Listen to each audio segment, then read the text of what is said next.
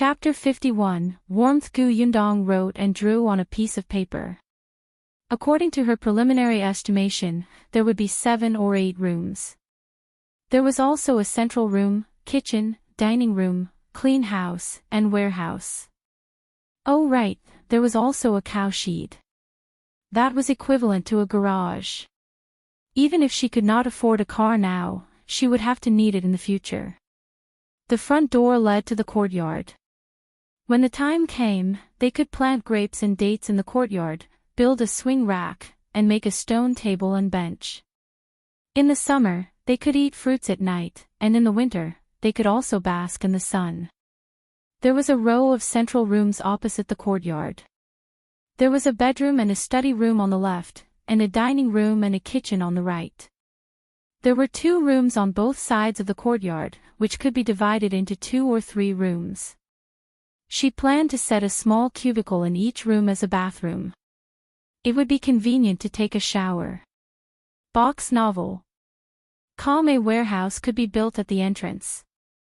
Agricultural tools were indispensable in the countryside. Those hose and baskets could be placed there to build a public cleaning place. After painting and drawing, it actually covered about a mu of land. Indeed, it was necessary to buy another mu of land. The backyard had to be surrounded too. When the time came, they would cultivate all kinds of vegetables and have a place to raise pigs and chickens. The cow shed was also in the backyard. When the time came, they would open the door there. When there was an ox carriage, the ox carriage could be pulled out directly. After Gu Yundong drew the structure, she began to count the measurements. Madame Yang and the other 2 woke up on the bed. Gu Yunshu got up and washed his face. He walked to the table and picked up the draft paper. He tilted his head and looked around. Big sister, is this our home? Can you understand it? Gu Yundong looked up and asked him with a smile. The little thing's head was finally not disproportionately big. Now, even if he tilted his head, he did not have to worry about falling. She looked indescribably cute. After all, he was just a 5-year-old child. He looked good no matter how one looked at him. Gu Yunshu did not fully understand. He simply sat on the chair and studied the blueprint carefully. Gu Yunka saw it and ran over. The stool was a little high, so she could only climb her pants. I want to see it too. Little sister, be gentler. You're going to take off my pants. I'm so light. If you don't believe me, look. I'm so thin. I didn't eat much. Gu Yunka was dissatisfied. Her brother had been saying that she ate too much recently and that she would be a fat girl in the future. She didn't even want to like him anymore. Gu Yundong could not help but laugh. He carried Gu Yunka and sat beside Gu Yunshu. The little girl immediately turned her head and said to her, Big sister, I'm light, right? You can even carry me. Yes, yes, yes. You're the lightest among us. Gu Yunshu snorted. Of course, she was the lightest. How heavy could a 3-year-old be? Gu Yunk's little head had already leaned over. She could not understand it. She only saw square black lines and frames. She could not read, and she knew nothing about what was written on it. She raised her confused face and looked at Gu Yunshu. Gu Yunshu simply pondered as she explained to her. Seeing that he was right, Gu Yundong did not say anything and simply lowered his head to continue drawing. In addition to drawing the basic house pattern, there were also some details that had to be drawn clearly, lest it was unclear when the time came. Madame Yang was tidying up at the side. The atmosphere in the room was warm and calm. However, this warmth was broken after 2 hours. Just as Gu Yundong was engrossed in painting, Qingyuan came to knock on the door. Chapter 52, Who Takes Advantage of Whom, Sister Yundong. Her voice was still a little loud. Gu Yundong could not help but frown. He put down his pen in frustration and asked loudly, "What's the matter?" "It's getting late. My mother said that if you want to cook dinner, one should help you." "Yes, help her by telling her where to fetch the firewood and water." Yundong looked at the sky. It was already 4 p.m. It was still too early for her. In addition, she had yet to finish painting. If it was any later, the sky would turn dark. Now that there were no electric lights, the oil lamp was too dark, so she had to finish it while the sky was still bright. Box novel. "Come hence," she said to Qingyuan, who was at the door. "We ate late at noon. We're not hungry yet. You guys can cook first. We'll eat later.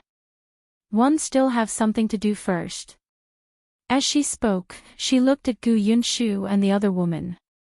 The two children patted their stomachs. "I'm still full." When Qingyuan heard this, she pursed her lips and left. Madame Fong was watering the vegetables in the courtyard. Seeing her come out angrily, she could not help but ask, "What happened?" "She said she's not hungry yet." Qingyuan snorted. "They must have eaten buns at noon. I smelled it when I walked past their window. They must have eaten a lot of buns since they were so full. They don't even know how to share the buns with the two of us. They really don't know how to be human." As she spoke, she raised her head and asked Madame Fong, "Do you think she's thinking of taking advantage of us, so she won't cook? Shall let the two children come over to beg when we eat?" Madame Fang's eyes flashed. "Now that you mention it, it makes sense. They fled here. One heard that those refugees have nothing to eat on the way. Even if they have money, they have nowhere to use it. They only ask others for food. Perhaps they all have the habit of using two children to take advantage. So what do we do? Let's wait. I want to see whole starve first. They have children. Yes, if they ask us for a few dishes, well, let them pay. The price will be high. They have money." Yundong did not know that although she was just a little late for dinner, the mother and daughter could come up with a scheme. She was already at the finishing stage and drew for another hour. When the sky darkened and Madame Yang lit an oil lamp, she stopped. She exhaled and rubbed her shoulders. She packed up the sketches and put them away before saying to them, "It's getting late. We didn't bring much food. There are still dumplings that we made at Auntie K's house yesterday morning. How about we eat dumplings tonight?" The dumplings had already been steamed, and the weather was relatively cool now. They would not turn bad even if they were kept for 2 days. Moreover, she had been hiding the dumplings in her space to preserve the freshness. Actually, Madame Yang could cook. It was just that they had just arrived in an unfamiliar place. The mother and daughter were not as straightforward as Aunt Ku. Madame Yang would panic, so Yundong did not let her out for the time being. When they heard that they were going to eat dumplings, the three of them could not help but swallow their saliva. Although they had already eaten dumplings twice at Aunt K's house, they still wanted to eat them. "I want to eat 2 bowls," Yunka said. Yundong took the dumplings and went out. Madame Yang helped her start the fire. When they entered the kitchen, Yundong looked at the cold environment and could not help but raise her eyebrows. Madame Fong and the rest had not cooked dinner. At this moment, Qingyuan had already run into Madame Fang's house. She said excitedly to her mother, who was filling her stomach with date cake, "They finally can't take it anymore," and started to cook dinner. Chapter 53, Who's Tolerating Your Bad Habit? Excitement flashed across Madame Fang's face. She pushed Qingyuan. "Go and help." At that time, the Gu family would be embarrassed, right? Wouldn't they have to let the mother and daughter eat together? Qingyuan turned around and ran to the kitchen. She wanted to tell the Gu family where the water was, but she didn't expect them to have already boiled it. Looking at the dumplings on the side, Qingyuan's face turned red. Dumplings, white flour dumplings. They were fair and plump and full of fillings. Just looking at them made one drool. Box novel. Calm, she forcefully retracted her gaze and said enthusiastically, Sister Yundong, are you making dinner? Let me help you start the fire. There's no need.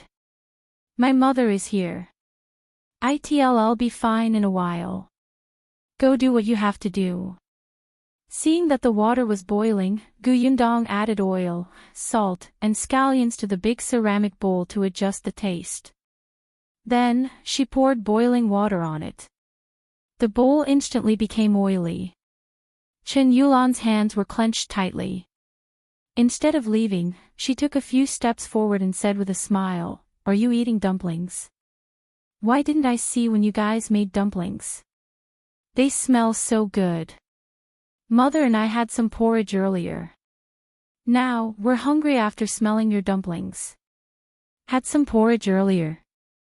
Then why was the pot and stove cold when she came in? It didn't look like they had just eaten it all. Yundong was not a fool that could not even tell what she was saying. In addition, her eyeballs were about to fall into the dumpling pot, and she had come to help at the right time. She wanted to eat their dumplings. If you want to eat, just eat. You even spoke indirectly. She was not an unreasonable person, but at the very least, this woman had to tell the truth. She said that she was hungry after eating porridge earlier. Could it be that she had been waiting for them to cook until she came to eat? Who would tolerate your bad habit? I don't expect you to be like Auntie Ku, but at least let's get along like a normal landlord and tenant. I've paid the room fee and doesn't owe you anything. Yundong smiled as she watched the fat dumplings in the pot float up one by one. She immediately became even happier.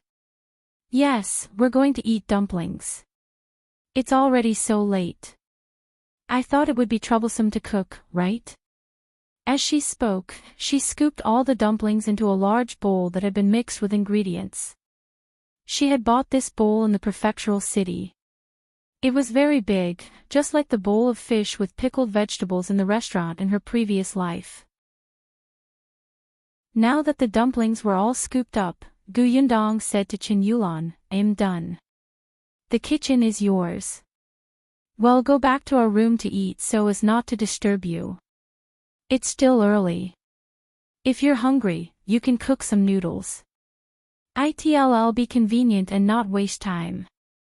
She placed a piece of cloth on the edge of the bowl and carried it away. From afar, she said, Mother, put out the fire and clean the pot. Hurry back to your room to eat dumplings. There aren't many dumplings. My brother and sister might finish them later. It'll be done soon. Madame Yang was very fast. After washing the pot, she followed her into the room. The smell of dumplings still lingered in the kitchen, but Qingyuan stood in front of the dark stove with a livid expression. When Madame Fong came in, she happened to hear her kick the foot of the table hard. It was so painful that she cried out. What are you doing? What's going on? Qingyuan felt extremely aggrieved. To think that she had helped this woman run around the homestead and treated her so well. She had even kindly told her to stay away from Shao Qingyuan and not to offend anyone in the village who was a chatterbox. In the end, this Yundong was an ingrate with no conscience. Chapter 54, Feng Danning, Mother, let them leave tomorrow. We won't let them stay in our house anymore. Madame Fong patted her. What nonsense are you talking about? We've already accepted the money. How can you not let him stay? If you really chase him away, it'll be difficult to explain to your uncle. But she doesn't know what's good for her. Qingyuan recounted what had happened just now. She was very irritable, especially when she felt the smell of dumplings floating in her nose. She couldn't help but take a deep breath. Madame Fong frowned. Forget it, forget it. She doesn't know what's good for her. Isn't there still that pair of young siblings and that fool mother? Those three don't know anything. They'll definitely be easy to fool. Another day, when that girl isn't around, say a few good words. Are you afraid that they won't give us anything good? Alright, let's cook first. We'll find an opportunity tomorrow. I'm starving. Mother, didn't you just eat date cake? Box novel. Calm Qingyuan muttered twice, but she still got to work. Yundong happily distributed the dumplings and said in a low voice, that mother and daughter are not easy to get along with. Stay away from them in the future, understand? I know. Yunshu nodded repeatedly as he ate. I'm a man. It's not good for me to be too close to them. Yunke saw that his brother had already eaten a few and was instantly extremely anxious. However, he remembered to answer his eldest sister's question and hurriedly nodded.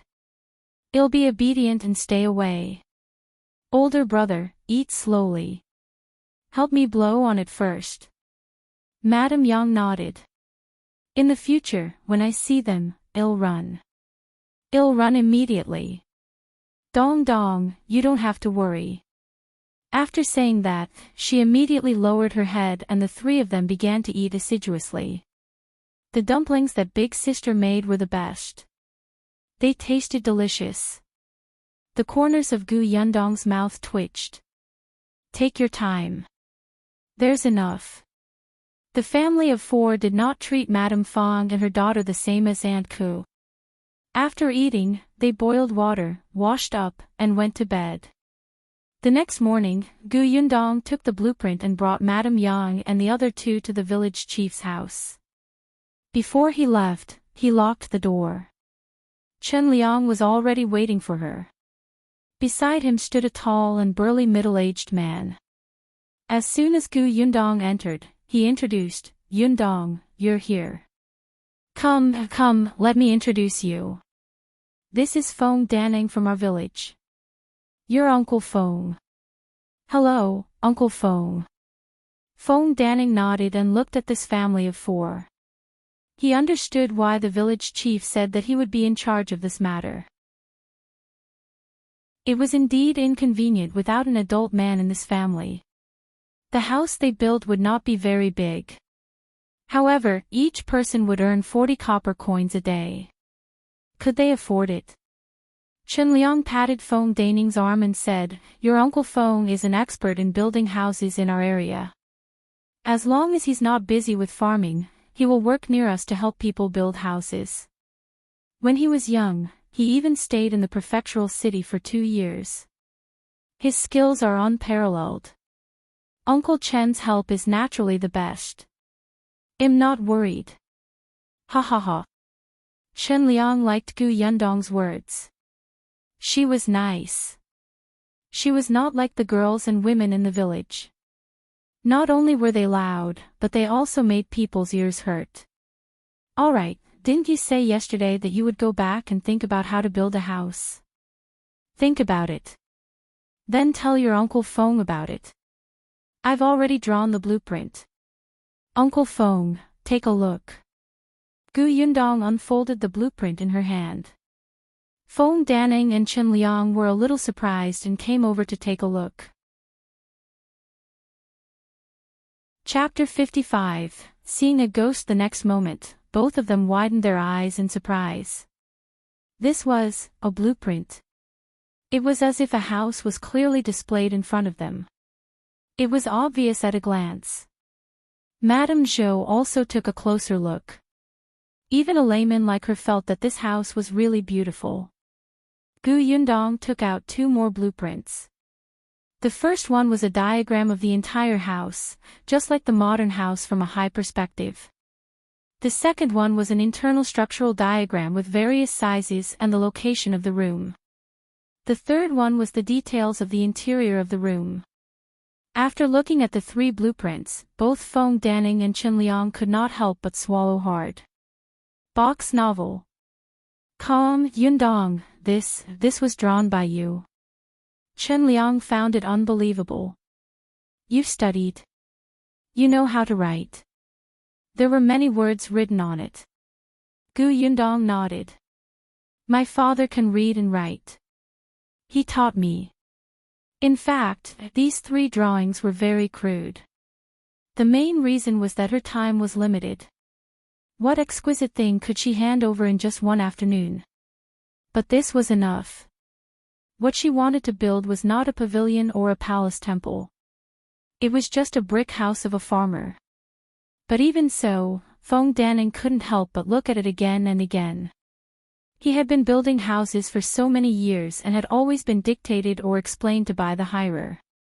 How could there be such a detailed blueprint that gave such a clear and intuitive image? When he was in the prefectural city, he had seen a large stack of drawings when a rich family was building a house. However, he felt that it was different from what he was seeing now. In short, Feng Danning felt that after reading Gu Yundong's blueprint, his mind would immediately picture the appearance of the house. It was too convenient. Uncle Feng, this blueprint only has a rough structure. There are many details that one need Uncle Feng to tell me. If there's anything one need, I'll add it. Alright, come, let's talk about it in detail.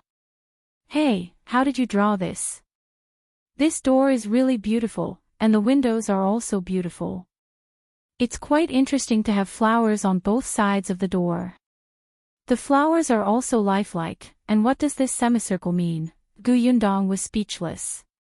Just as she was holding her forehead, she saw a 6 or 7-year-old child walk in and quietly approach Gu Yunshu. All Shu, 111 bring you out to play. This was the village chief's grandson, Niu Dan. His real name was Qingyuan. He had already met Gu Yunshu yesterday.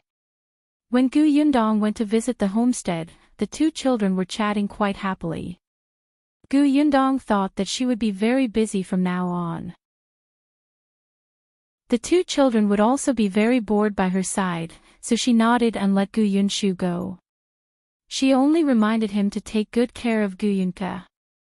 Unexpectedly, the little girl shook her head firmly with her arms crossed. I won't talk to older brother today. Who asked older brother to call her fat girl this morning?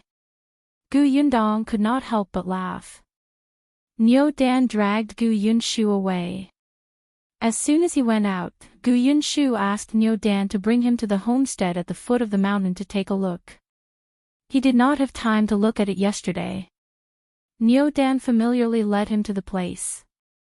In the future, if your family is here, it will be easy to go up the mountain. Let me tell you, there are rabbits and pheasants on our mountain.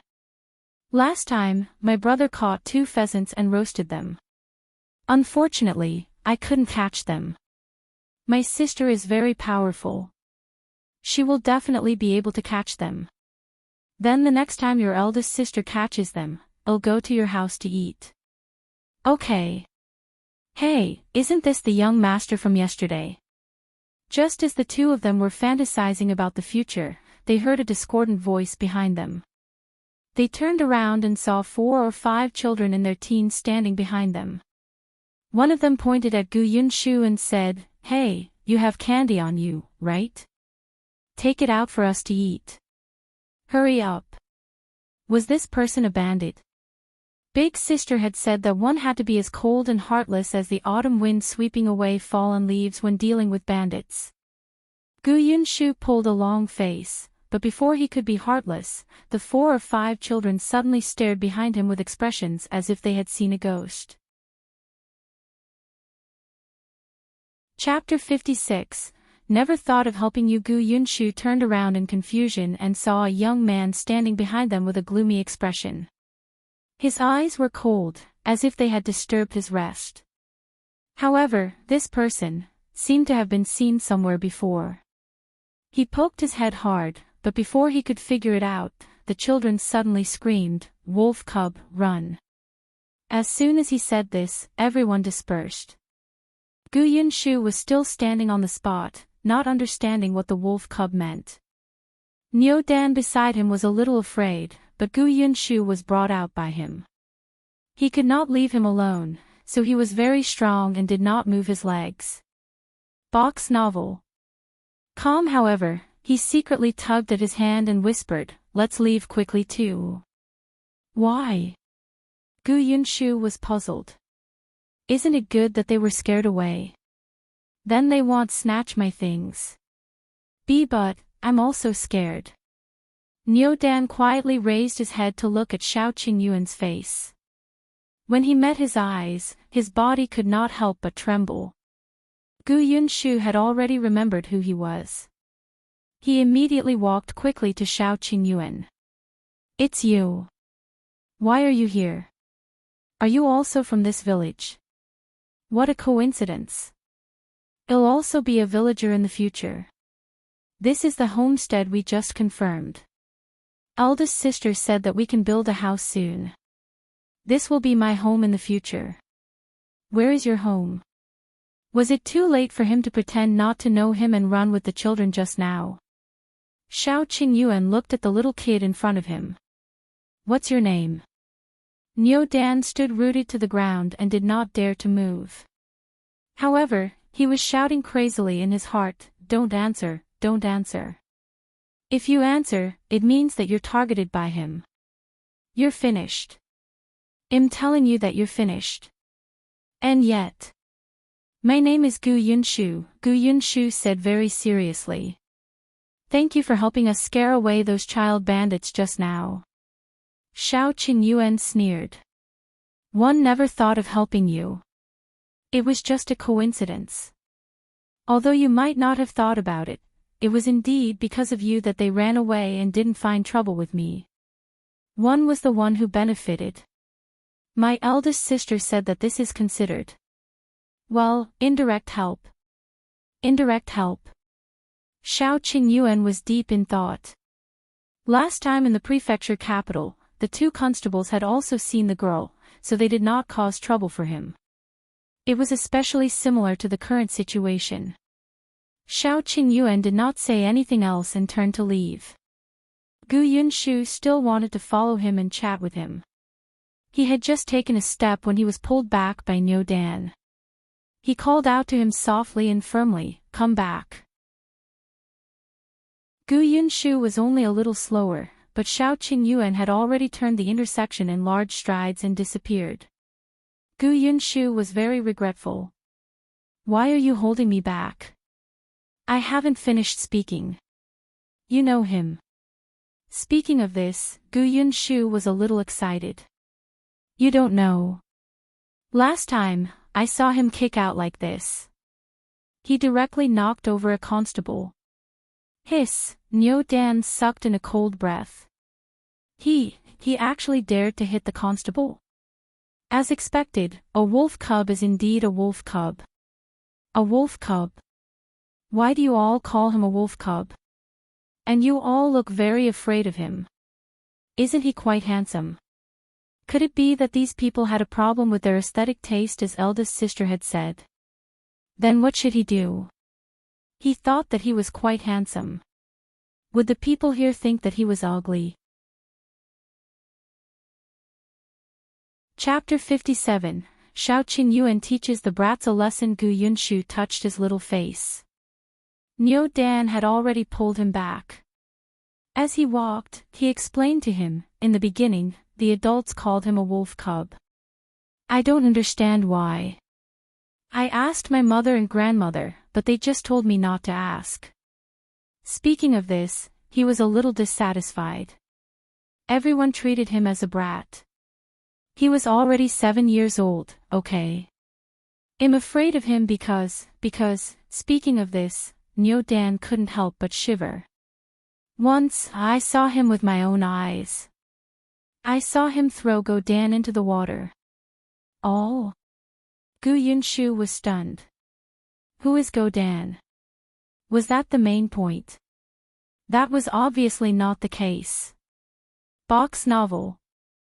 Calm Niu Dan was a little resentful, but with his interruption, the fear in his heart decreased a lot. Go Dan is the son of the Gao family at the village entrance. He's the same age as me. Once, he scolded the wolf cub and asked the big dog at home to bite him. He said that he would let the wolf cub compete with the dog to see who was stronger. In the end, the big dog was injured by a kick and Go Dan was thrown into the river. When Go Dan couldn't breathe, this guy went down to save him. When Go Dan recovered, he threw him into the water and waited for Go Dan family to come. He had seen it with his own eyes. Go Dan went home later and fell seriously ill.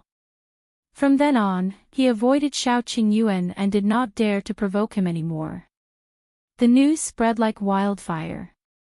The Gao family refused to let Shao Qingyuan off just like that. They even came to his grandfather to seek justice for them and chase Shao Qingyuan out of Yongfu village. Later on, Shao Qingyuan said that if they dared to cause trouble for him again, he would set the Gao family on fire. Shao Qingyuan had always been a man of his word. The Gao family was also afraid that he would really do something. After all, he had nothing to worry about. There was no need for him to sacrifice the lives of his entire family. In short, this matter was left unsettled in the end. However, from then on, whenever children saw Shao Qingyuan, they would run as far as they could. "Don't you think this person is scary?" Niu Dan said to Gu Yunshu, "In the future, you have to walk further away when you see him. He won't even let a child off." Gu Yunshu was conflicted. Wasn't it Go Dan who did bad things first? It's normal for him to be taught a lesson. My elder sister said that no matter if it's an old man or a child, if their hearts are bad, they're bad people. Why can't you hit them? What if that Go Dan lets the dog bite you? Niu Dan blinked. I must be very angry and want revenge. In that case, the wolf cubs were not wrong. Why did it feel strange? Before he could figure it out, the two of them had already walked to the door of the house. When they entered the central room, they could still hear Feng Daning's excited voice. They had yet to finish the discussion. Gu Yunshu walked to his sister's side and stood on his tiptoes to take a look. He realized that they were talking about the last picture. It seemed like it was about time. Feng Daning was full of praise for these blueprints. "With this, I know what to do. You've also added what I just said that needed your attention just now. Don't worry, I've already taken a look. Tomorrow will be a good day. We'll be able to start work on the house soon. It'll be completed in a month. Ha ha ha, the people one called are all very efficient. Anyway, you live in the village now and can look at it at any time. If you have any questions, just tell me." "Thank you, Uncle Feng." Feng Daning waved his hand. "It's no trouble at all. Anyway, you're paying me. Besides, there's this blueprint." He suddenly paused and his expression became strange. Gu Yundong raised his eyebrows. "What's wrong? Is there anything else?" Chapter 58. Let me say the ugly things first. Feng Daning coughed lightly and looked a little embarrassed. He said in a low voice, "I was too happy just now and didn't pay attention. I didn't consider your situation. Your house is good, but it will cost a lot of money to build." Gu Yundong was stunned for a moment before he smiled. No. You can build it first. You don't have to worry about money. In the countryside, a family of 4 or 5 would usually only need more than 20 taels of silver to build a slightly better house. But Gu Yundong wanted a green brick tiled house, and there were many requirements. The renovation alone was different from the village chief's green brick tiled house. The labor fee was not low, and the area was quite large, so it could not be built without 70 to 80 taels. Gu Yundong's budget was 100 taels. Even if she did not have it now, it would take at least a month to build a house. During this period of time, she could always think of a way to earn some money. Box novel. Calm. If she really could not earn it, she could postpone buying the furniture inside and lay the bricks on the ground later. At the moment, she still had more than 60 taels of silver on hand, which was enough. Hearing her say this, Feng Daning was relieved. It seemed that the Gu family was indeed wealthy. Otherwise, her father would not have been able to read, right? Gu Yundong discussed the ingredients with Feng Danning again. Madame Zhou had already called them for lunch. Madame Zhou had brought Madame Yang along with her to cook. Yesterday, Gu Yundong had given Qingyuan silver so that Madame Zhou had a good impression of her. It did not cost much to have a meal. Besides, they had not finished talking. After eating, she gave Gu Yundong a big basket of vegetables to bring back. Poor Madame Fong and her daughter.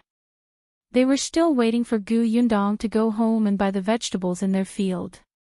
Gu Yundong looked at the basket that was enough for her family to eat for 2 days. He raised his eyebrows and smiled at Madame Zhou. "Aunt, are you afraid that I won't have any vegetables to eat?" Madame Zhou was stunned and immediately felt a little awkward.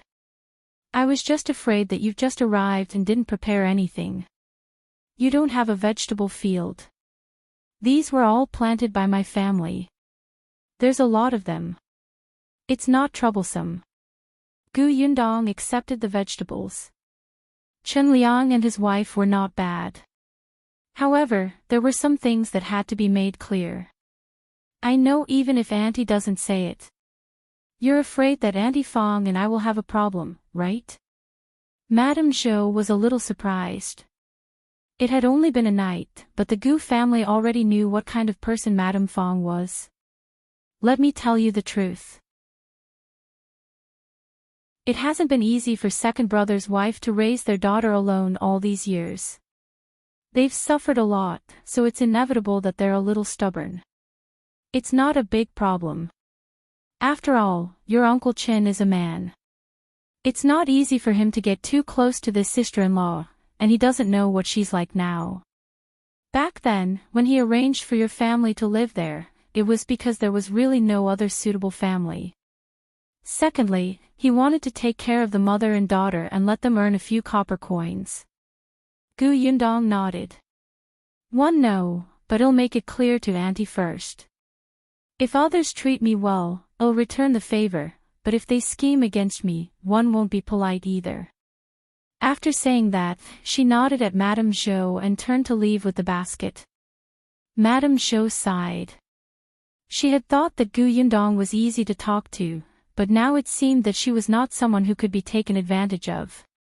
Everything else was fine, but she was afraid that if the two of them really fought, it would be her man who would be in a difficult position.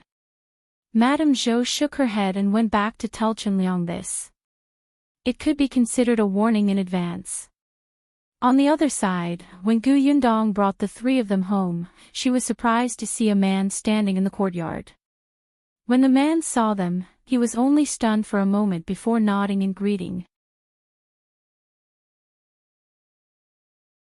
Chapter 59, Source of Income. At this moment, Madame Fong walked out.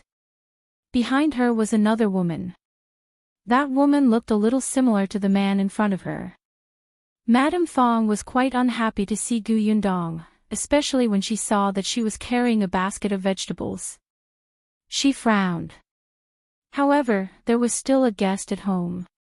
She still had a smile on her face and introduced, "This is the Gu family that I told you about, who are staying at my house for the time being. They don't have any adult men, so it's convenient for them to stay at our house. Our Yulan doesn't have any siblings either. It's rare for her to have a few kids at home.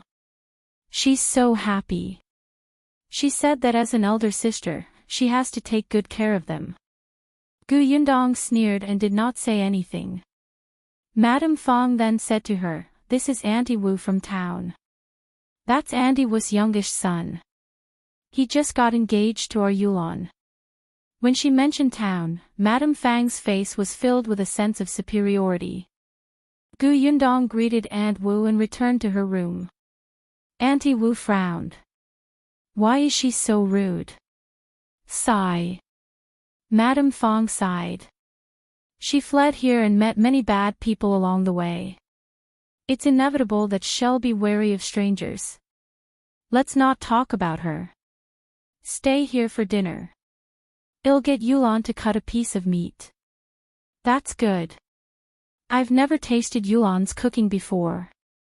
Madame Fong called Qingyuan out of the house. Gu Yundong could still hear their voices from afar. She frowned slightly. Indeed, it was very inconvenient to stay in someone else's house. She had to earn money quickly. After that, she would get Uncle Fong to hire more people and speed up. However, what should she do?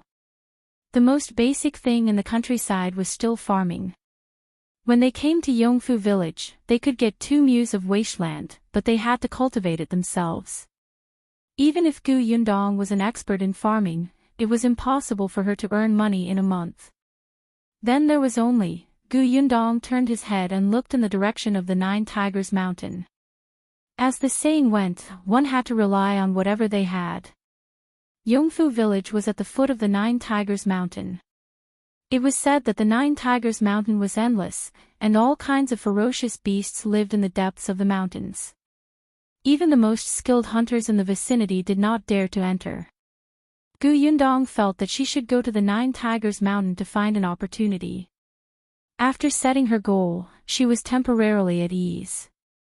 Later, Qingyuan knocked on their door and whispered that she was good at cooking. She wanted her to secretly cook dinner for the Wu family. Gu Yundong refused without even finding a reason. The next morning, she carried a basket on her back and headed for the 9 Tigers Mountain. At the foot of the mountain, many children were picking firewood and digging wild vegetables. Further in, they could see some women looking for mushrooms. Gu Yundong had also wanted to find some mushrooms. Seeing this, she could only continue walking in. Then she saw a pheasant. Gu Yundong chuckled. My luck is not bad. This pheasant is quite fat. She took out the crossbow that she had placed in the basket on her back and aimed it at the pheasant. She had fought with mutated animals during the apocalypse, so it was not a big deal to hunt a pheasant. She threw the pheasant into the basket and continued walking in. When she saw a rabbit again, Gu Yundong was 100 times more confident that he would be able to gather enough money to build a house in a month. However, when she picked up the crossbow and aimed it at the rabbit again, her body suddenly trembled, as if something terrifying was staring at her back. The hair on her body stood on end.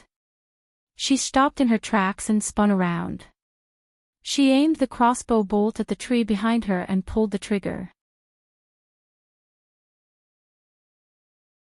Chapter 60, targeted by Shao Qingyuan. However, in the next moment, her eyes widened. The arrow suddenly turned in another direction, and with a swish, the arrow had finally nailed into another tree. Gu Yundong heaved a sigh of relief and looked up at the man squatting on the tree. What are you doing here? If she hadn't reacted quickly, the arrow would have pierced through his head. Why didn't you say anything? I almost injured you by accident. Shao Qingyuan's gaze landed on the crossbow in her hand. He quickly retracted his gaze and looked at the girl's face again. He did not say anything. Gu Yundong raised her eyebrows and said, Yesterday, my brother came back and said that you saved him and did not let anyone bully him. Thank you.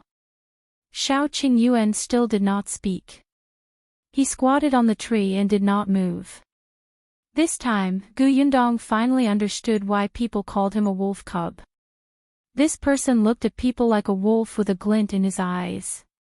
It was as if in his eyes, you were prey with nowhere to run.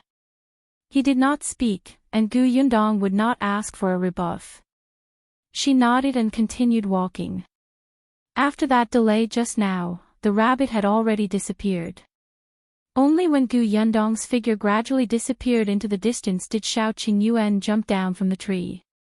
Gu Yundong was not very familiar with the 9 Tigers Mountain and did not have much hunting experience. After the apocalypse, animals had all mutated, so their habits and footprints were naturally different. Moreover, fighting mutated animals was basically a teamwork, and others were responsible for determining the direction. Therefore, she could not rely on the traces of animals on the road to determine which side had prey. She could only rely on her senses. However, after walking for a while, she felt a rustling sound behind her, as if someone was following her. As expected, when she turned around, she saw Shao Qingyuan walking over. Yundong stood still and asked him, "Are you going up the mountain for hunting too?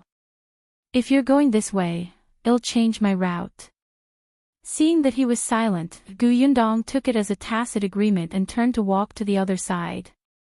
Unexpectedly, after taking a few steps, Shao Qingyuan's voice came from behind. "There's a wild boar cave not far ahead." Yundong's eyes lit up. Wild boar. That was a big one. She would definitely earn a lot of silver if she sold it. Wait, a wild boar cave. There should be more than a wild boar inside. Her small arms and legs were not good enough. Moreover, she was not familiar with the terrain and was not confident. It was a little regretful, but Yundong still turned her head and said to Shao Qingyuan, "So you're here to tell me that there's danger over there?" "Thank you." This person was not like the wolf cub that others said. Look, he helped her brother yesterday and came to warn her today. Wasn't that quite a heartwarming action? It was probably because he didn't speak much that people misunderstood. No. Shao Qingyuan looked at her steadily. "I can't handle it alone. I want to work with you. The crossbow in your hand is quite useful. It should be able to help." Yundong almost choked on her own saliva. So she was the one who had misunderstood. "I have a way to sell wild boars." "Well, split the money," Shao Qingyuan said. Yundong was very tempted.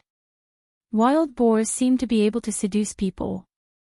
They swayed in front of her, making her lose interest in small shrimps like pheasants in the basket. She pursed her lips and lowered her head to think about it. Shao Qingyuan looked at the top of her head and smiled faintly. Chapter 61, Yundong's impression. After a while, Yundong gritted her teeth and said, "There's no problem with cooperation, but how confident are you?" "There are a few wild boars in the wild boar cave." "I'm 100% sure." "3 boars. In that case, let's go. Lead the way." Yundong was eager to give it a try. There were 3 wild boars. She would earn a lot of money if she sold them. Shao Qingyuan nodded and walked forward. Yundong followed behind at a moderate distance. With Shao Qingyuan leading the way and cutting down the weeds along the way, Yundong walked exceptionally smoothly. Moreover, Shao Qingyuan did not walk fast. He maintained a certain distance from her. In fact, this person was quite careful. After walking for a while, just as Yundong thought that the two of them would reach their destination in silence, Shao Qingyuan suddenly stopped. When she approached, he pursed his lips slightly and asked, "Aren't you afraid of me?" Yundong was stunned. "Why should one be afraid of you? You should have heard the rumors in the village." She still spoke to him even after hearing the rumors. There was no fear in her eyes, nor did she tell her brother to stay away from him. She even dared to enter the mountains alone to hunt wild boars with him. She was even bolder than he had imagined. Yundong suddenly understood. "You mean everyone says that you're an ungrateful wolf cub?" She felt that he was indeed a wolf cub. As for not being grateful, that was debatable. Actually, Yundong did not quite believe it. Shao Qingyuan was speechless. She dared to be so straightforward in front of him. Wasn't she afraid that he would be angry and attack her? This was a mountain where there was not even a ghost. Yundong walked forward slowly. Sigh, she still hoped that he could walk in front of him. It was too convenient for someone to open a path for her. However, he had the intention to chat, so she couldn't rush him. It was better to answer quickly so that she could follow behind. "I heard it from others. Perhaps one met you earlier than I heard the rumors and had some preconceived impressions." Shao Qingyuan was stunned. "What impressions?" He was inexplicably nervous when he asked this question. You repay kindness with kindness, and grudge with grudge. He was very similar to her, so Gu Yundong naturally had a good impression of him. Hadn't she once been thought to be cold, unreasonable, and unlikable? Was she even a jinx? Shao Qingyuan suddenly stopped in his tracks. Repay kindness with kindness. It turned out that she had such a high evaluation of him. Back then, when they first met, he had been hitting people.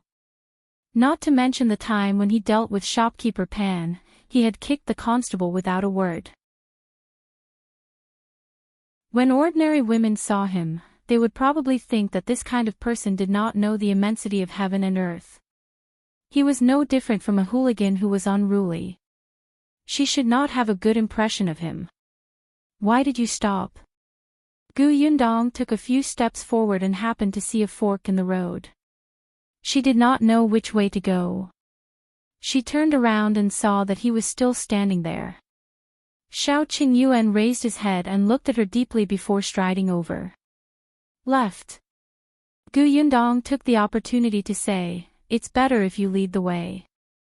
I'm not familiar with this place." She finally found an opportunity to follow behind. Shao Qingyuan lowered his head slightly. All right.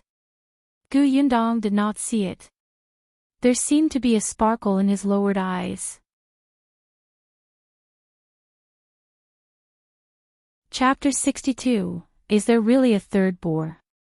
This time, Shao Qingyuan's movements were even more agile.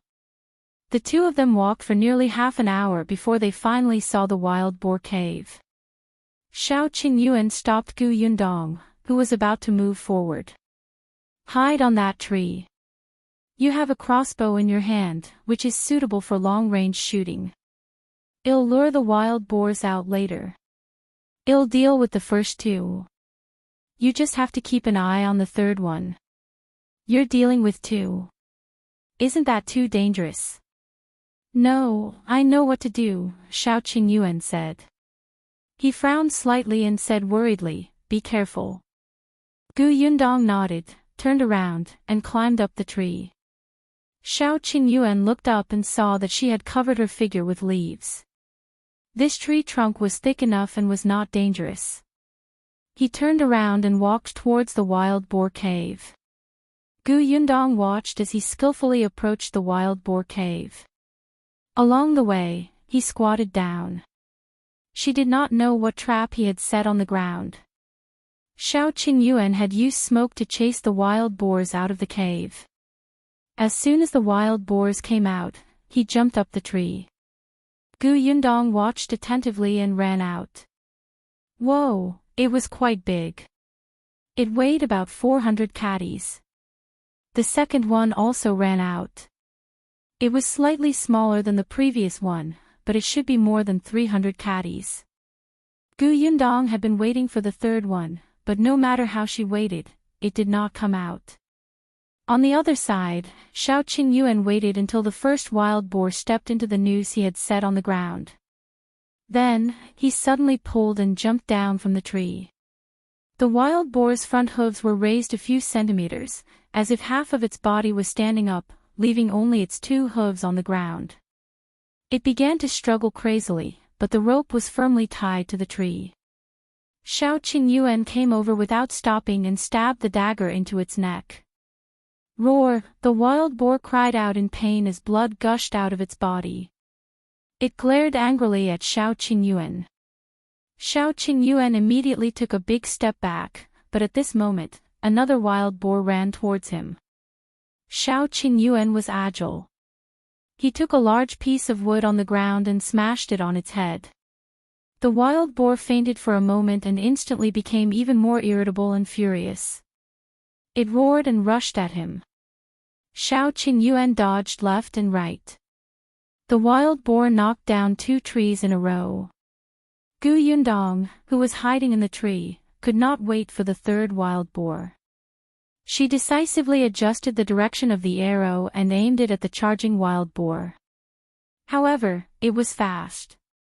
In addition, Shao Qingyuan would approach the wild boar from time to time to attack it, making it difficult to aim. Gu Yundong frowned, but Shao Qingyuan suddenly turned around and ran. The wild boar also chased after him. Gu Yundong was speechless. The man and the pig disappeared. Gu Yundong's gaze finally focused on the wild boar whose leg was still tied by a rope. It was still struggling crazily. However, it had been stabbed by Shao Qingyuan previously and was bleeding a lot now. It gradually lost its strength. Gu Yundong aimed her crossbow at it and shot it in the neck. The wild boar flailed twice more and finally fell to the ground weakly. Gu Yundong slid down from the tree and chased after Shao Qingyuan uneasily. Halfway through the chase, she saw Shao Qingyuan running back. There was no sign of the wild boar behind him. His body was stained with blood. It was unknown if it was his or the wild boar's. "Are you hurt?" Shao Qingyuan shook his head. "No, that wild boar is already dead. I'll go back and deal with the first one. There's no need. I shot another arrow and it stopped moving. But I haven't seen a third wild boar. Are there really 3? Gu Yundong asked suspiciously. Chapter 63. She's very sharp. Shao Qingyuan nodded affirmatively. There are 3 of them. One of them might not be in the wild boar cave. Let's get these 2 down the mountain first, lest the smell of blood attracts other wild beasts. She was really sharp. Yes, hurry up. Gu Yundong could not be bothered to ask anything else and immediately followed him back to the entrance of the wild boar cave. Shao Qingyuan dragged out a raft from the grass. The first wild boar weighed more than 200 kilograms. Gu Yundong was quite strong now, but she was certain that she could not withstand half the weight of the wild boar. It was a pity that she had Shao Qingyuan by her side. Otherwise, she could have easily put the wild boar into her spatial storage. Shao Qingyuan was strong. Gu Yundong helped him. He forced the wild boar onto the raft and dragged it down the mountain. The other wild boar was a little further away. It was not easy to place it on the raft, so he could only pull this one to the foot of the mountain first. Shao Qingyuan was very familiar with this place. He returned much faster than when he came. When he reached the foot of the mountain, he found a place where no one passed by. He asked Gu Yundong to guard the dead boar here while he dragged the other one. When Shao Qingyuan brought the wild boar over again, his body was drenched in sweat. He wiped it casually and said to Gu Yundong, "If such big wild boars are sent to town, we can only sell one at most. The price will be higher if we send it to the county. Are you going?" Gu Yundong looked at the 2 wild boars. It was all right to go to town, but it would take too much time to go to the county. She still could not let go of the 3 children at home. With this round trip and the time spent selling wild boars, she would probably be back at night. Moreover, to be honest, these 2 wild boars were killed by Shao Qingyuan. She felt a little guilty about taking the money from selling the wild boars. That was not right. She had at least helped him drag the raft and guard the wild boar, right? That was hard work. How could she push the hard work money away? After some thought, she handed the pheasant in the basket to Shao Qingyuan. "I won't go to the county. Help me sell this pheasant." "Okay." Shao Qingyuan did not say anything else. He took the pheasant and let Gu Yundong go back first. Gu Yundong was still a little worried. How was he going to send these 2 wild boars to the county? Her space was useless. She was so tired. Gu Yundong sighed and returned home. Only then did he realize that Madame Fong and her daughter were not around. Gu Yunshu said, "Auntie Fang's nephew is getting married." They went to the wedding banquet. Auntie Fong also said that she would only be back in 2 days. She asked us to help feed the chickens and pigs. Aunt Fong raised 3 chickens and a pig. She usually caught worms to feed the chickens and went to pick pig grass. Oh, this was acting first and reporting later. Gu Yundong sneered. Yun Shu, go to the village chief's house and tell Aunt Zhou. Hee, I've already spoken to her, Gu Yun Shu said smugly. Actually, if Aunt Fong had said it nicely, he would not have minded helping.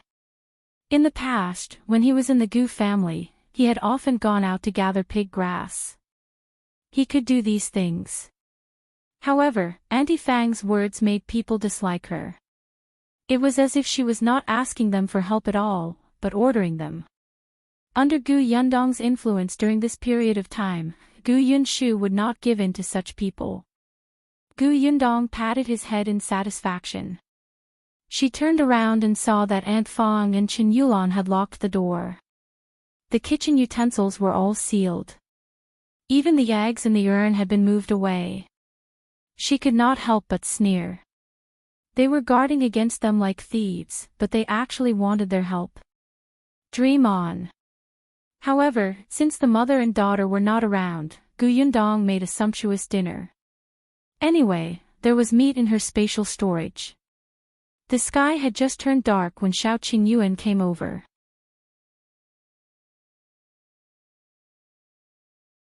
Chapter 64, 80 Taels of Silver. Gu Yundong went up to him expectantly. Did you sell them all? The two of them stood at the kitchen door. There was a shadow under the roof. If one did not look carefully, they would not be able to see the two of them standing here. Shao Qingyuan took out silver ingots.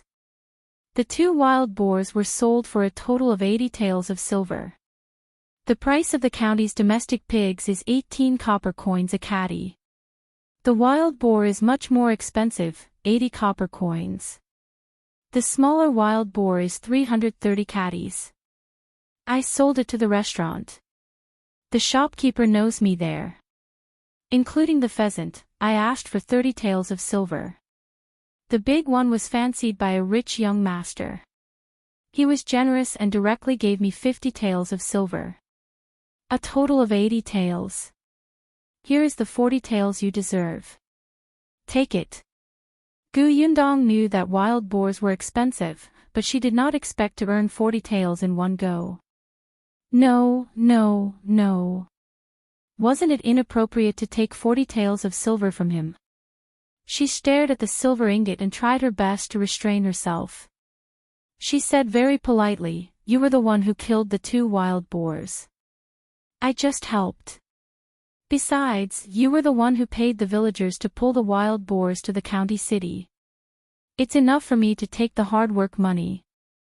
She had heard in the afternoon that Shao Qingyuan had called a few strong laborers from the village to help pull the wild boars over.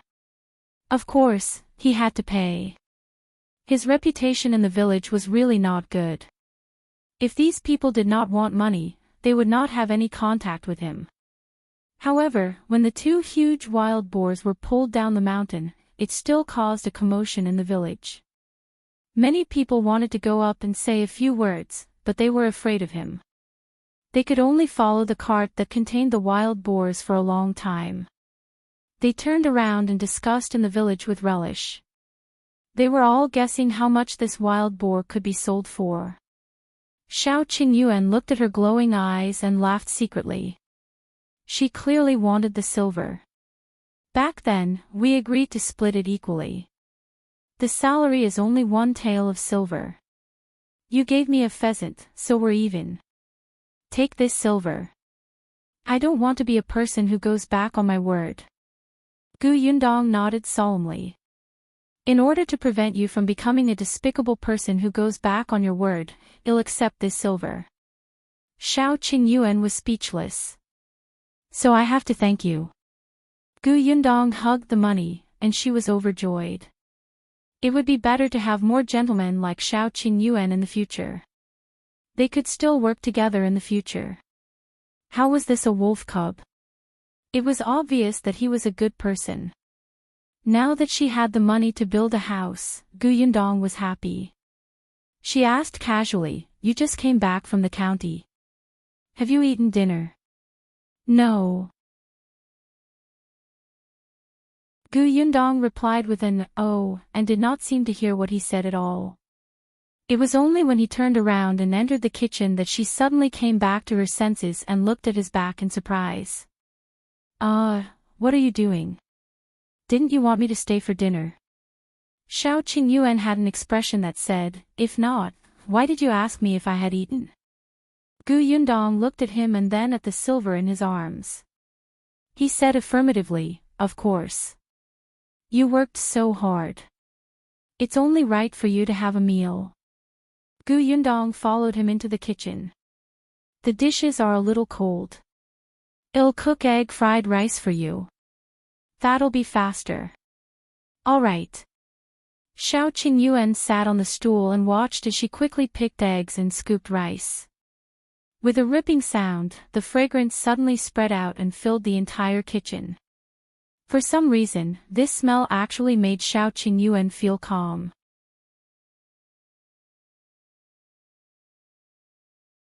Chapter 65. His previous surname was Li. "This is my first time eating egg fried rice." Shao Qingyuan looked at the big bowl in front of him. The golden eggs and white rice grains were intertwined on it. The grains were distinct. Amidst the smoke, a rich smell kept drilling into his nose, making his appetite increase. Gu Yundong had just taken off her apron and was stunned when she heard that. Then, she remembered that he had been treated as a wolf cub. She had heard a lot about Shao Qingyuan in the past 2 days. Shao Qingyuan was carried out of the Nine Tigers Mountain by his grandfather. It was said that he was a newborn baby at that time.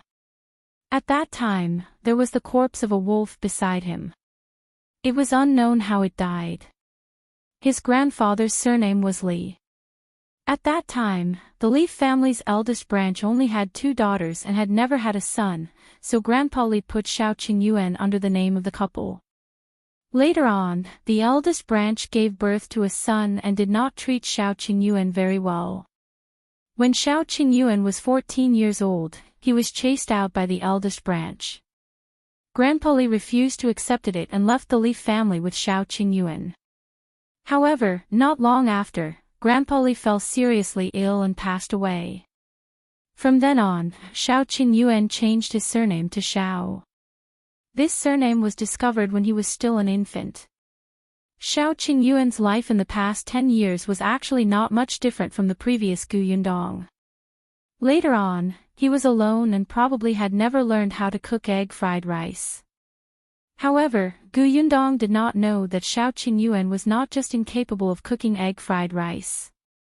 He was simply a kitchen killer, the kind that could burn down half the kitchen with just one meal. Ever since Grandpa Li passed away, as long as the weather was hot, he would mostly work in the town and county and buy some food on the streets. Whenever he was in the village, he would buy dry rations and steamed buns in town for a few days. His food was very rough. Gu Yundong was at a loss for words as she watched him gobble down the food. After he finished eating and left, Gu Yundong returned to his room with the warm 40 taels of silver.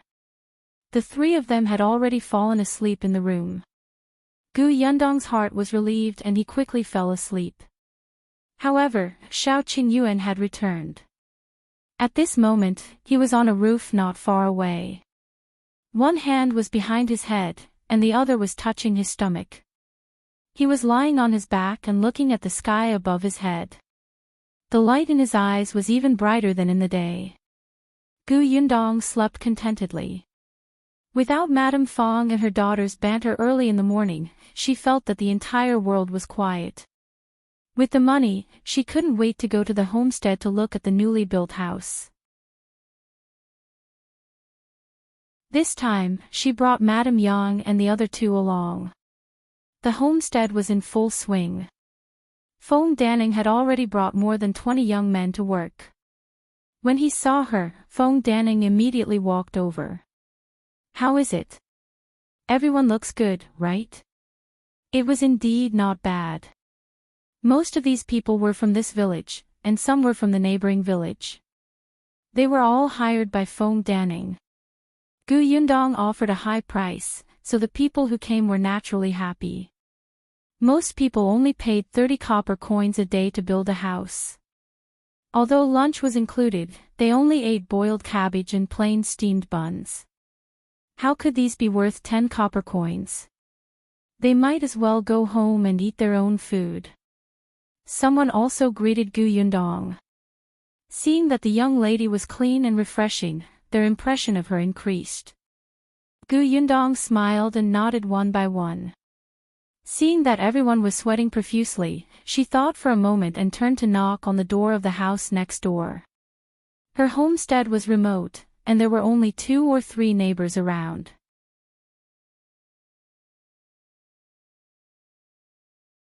Chapter 66, Zeng family. The family's surname was Zeng, and the house they lived in was not big.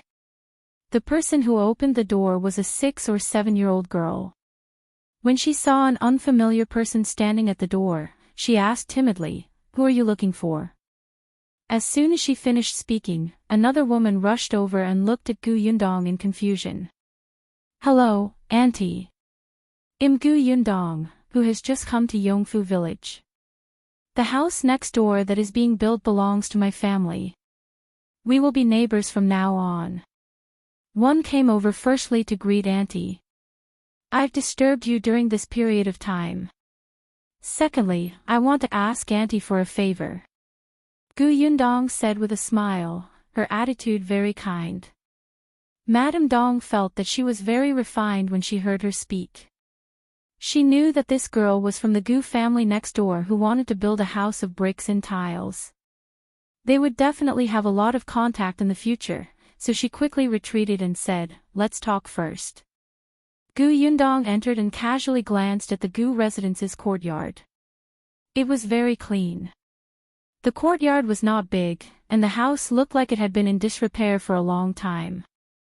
Madame Dong brought her into the central room and asked, "What do you want me to help with?" "Tell me." "I want to borrow Aunt's kitchen to make a pot of ginger tea," Gu Yundong explained. "The weather is a little cold now. The uncles outside are helping my family build a house and they are sweating. When the wind blows, they will easily catch a cold. Some ginger tea can warm their stomach. I wonder if it's convenient for Aunt." Madame Dong was only stunned for a moment before she immediately nodded. "It's convenient. Of course it's convenient. It won't take much. Sit for a while. We have ginger at home.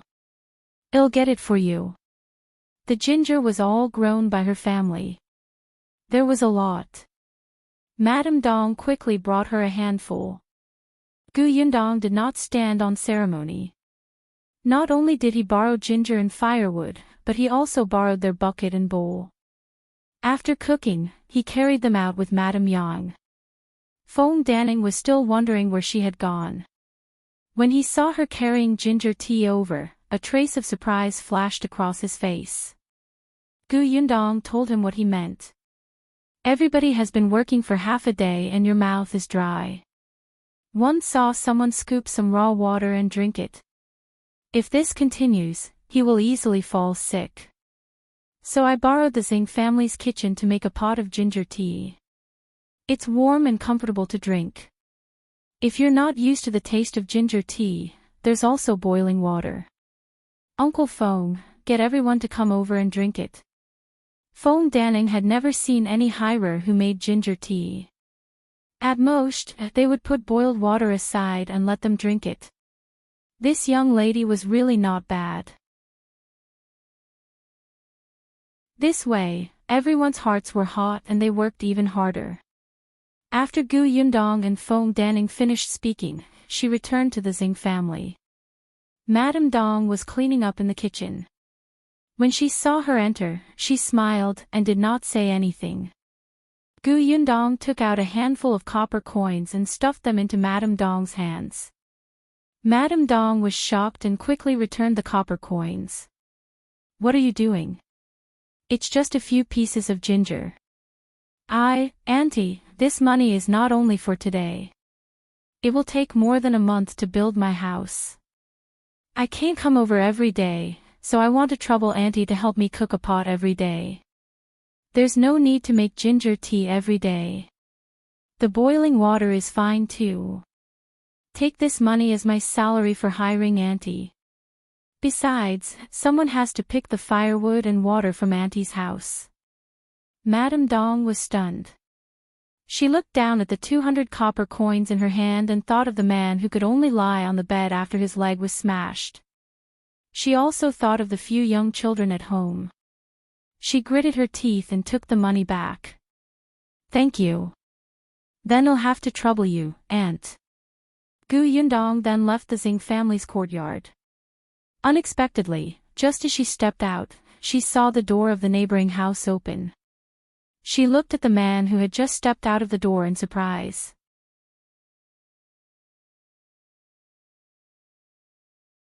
Chapter 67. Finally here Shao Qingyuan turned around and saw her. He did not say anything. He held a coarse steamed bun in his hand and took a big bite. There were immediately some steamed bun crumbs stuck to his dry lips. It was so dry that it seemed difficult to swallow.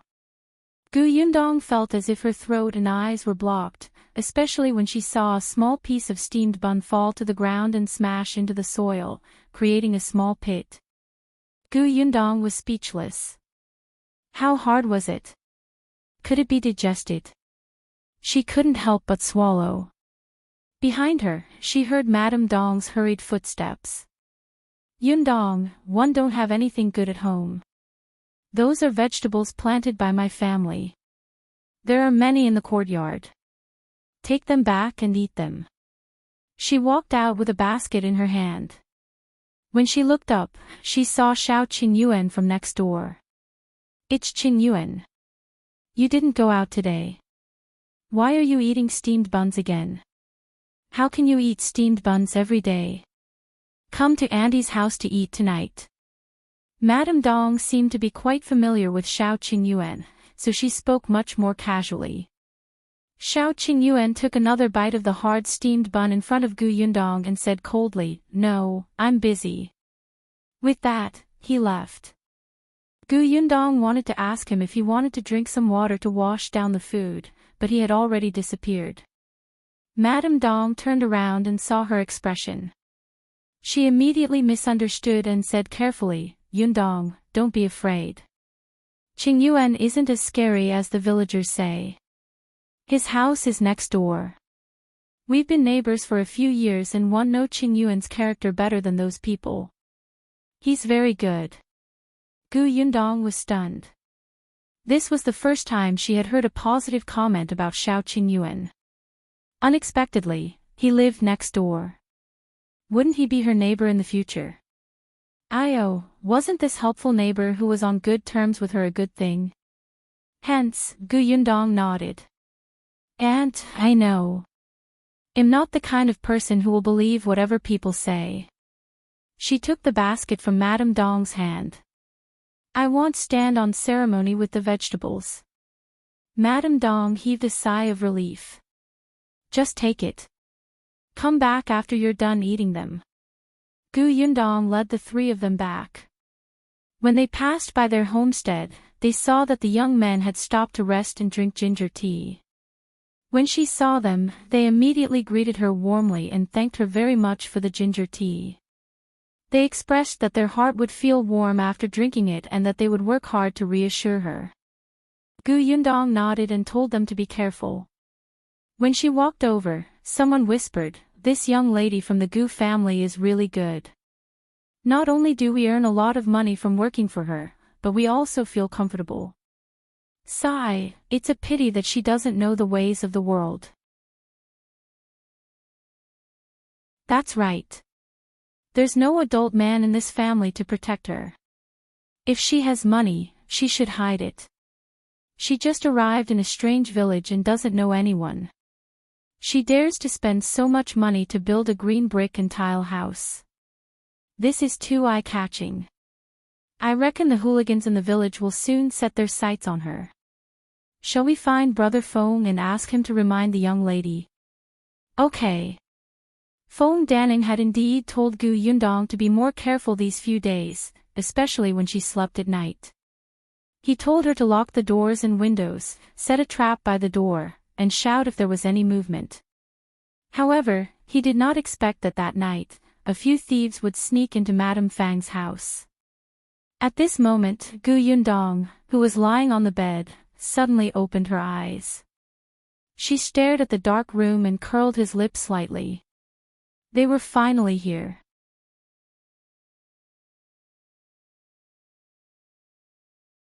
Chapter 68, Where is she? Gu Yundong quietly sat up on the bed. He glanced at the three people who were still sleeping soundly and shook Gu Yunshu awake.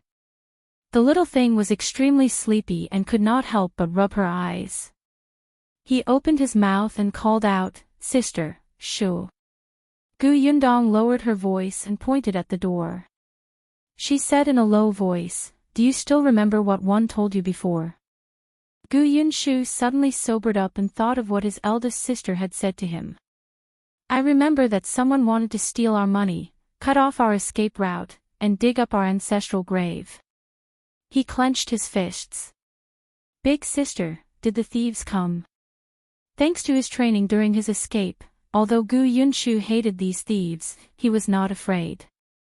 Therefore, not only did he not hide under the blanket, but he also looked like he was about to go out and fight with them. "Yes." Gu Yundong smiled and silently opened the door of the room. He walked to the chair in the central room and sat down. Then, he stared at the two-door door not far away, waiting for them to enter. Gu Yunshu immediately took out a wooden stick from the corner and moved to her side, ready for battle. At this moment, in the courtyard outside, four sneaky figures were climbing down from the wall. Perhaps because the wall was a little high, one of them even sprained his ankle and almost cried out. Another person beside him immediately covered his mouth and nose with great force, almost suffocating him. Which way? After adapting to the position in the courtyard, these people began to observe the surrounding environment. This was really their first time coming to Madame Fang's house. After all, there was a lot of trouble in front of a widow's door, and this widow was the second daughter-in-law of the village chief's family.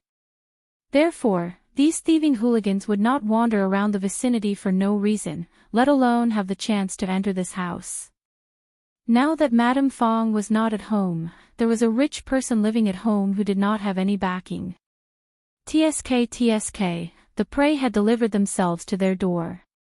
"I've asked around. The Gu family of 4 lives in the room on the left." "Okay, 111 go in with Big Qian and Zhuangzi in a while.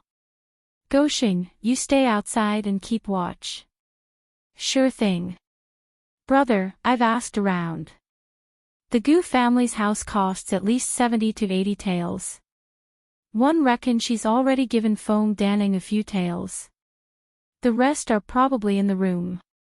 Don't worry about the 2 children from the Gu family. The children are all sleeping soundly. When we go in later, we'll follow the usual rules. Big Qian and I will use daggers to take care of the 2 older ones. In case they wake up, we can threaten them not to make a sound. Brother, you will find the silver."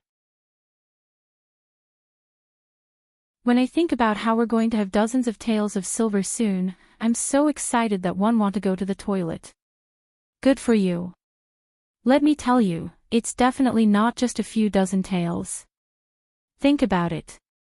If you only have 70 to 80 taels, would you be willing to take them all out to build such a big green brick house? It's not like that a straw hut can't be lived in. I think it's at least a few hundred taels.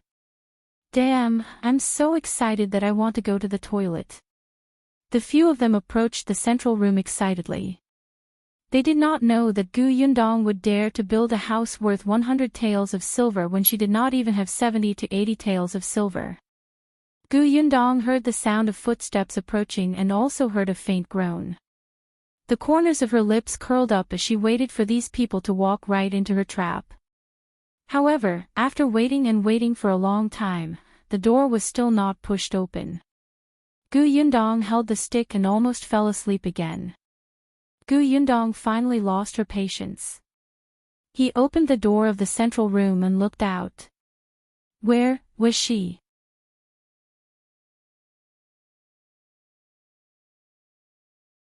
Chapter 69. Yes, he did it. The courtyard was cold and empty. Not to mention people, there was not even a shadow. If not for the fact that the footprints in the courtyard were especially messy under the moonlight, indicating that a few people had indeed approached this place just now, Gu Yundong would have suspected that the voices she had heard previously were all illusions. But why did the thieves who were still here just now disappear? Gu Yunshu ran out. Eldest sister. Why is there no one? Gu Yundong rubbed his chin and thought for a while. Could it be that they have other schemes? What? I don't know. Gu Yundong let him enter the house first. She went to the kitchen and toilet to check. There was indeed no one there, so he returned. Gu Yunshu hurriedly asked in a low voice, Eldest sister, have you found them? No, maybe, they came here tonight to scout the area. That was all she could think of. But for the sake of caution, Gu Yundong did not sleep the entire night and was highly focused. Hence, when she went out the next day, there were obvious dark circles under her eyes. Therefore, she planned to make a trip to the homestead in the morning and catch up on sleep as soon as she returned, in case those thieves came again at night. Unexpectedly, when she went to the Zeng family's courtyard, she saw Shao Qingyuan again. There was no one in the courtyard. Madame Dong was making ginger tea. Her daughter, the 7-year-old girl she had seen yesterday, was helping to light the fire. Her 9-year-old son and 5-year-old son were not at home. They had gone out to collect firewood.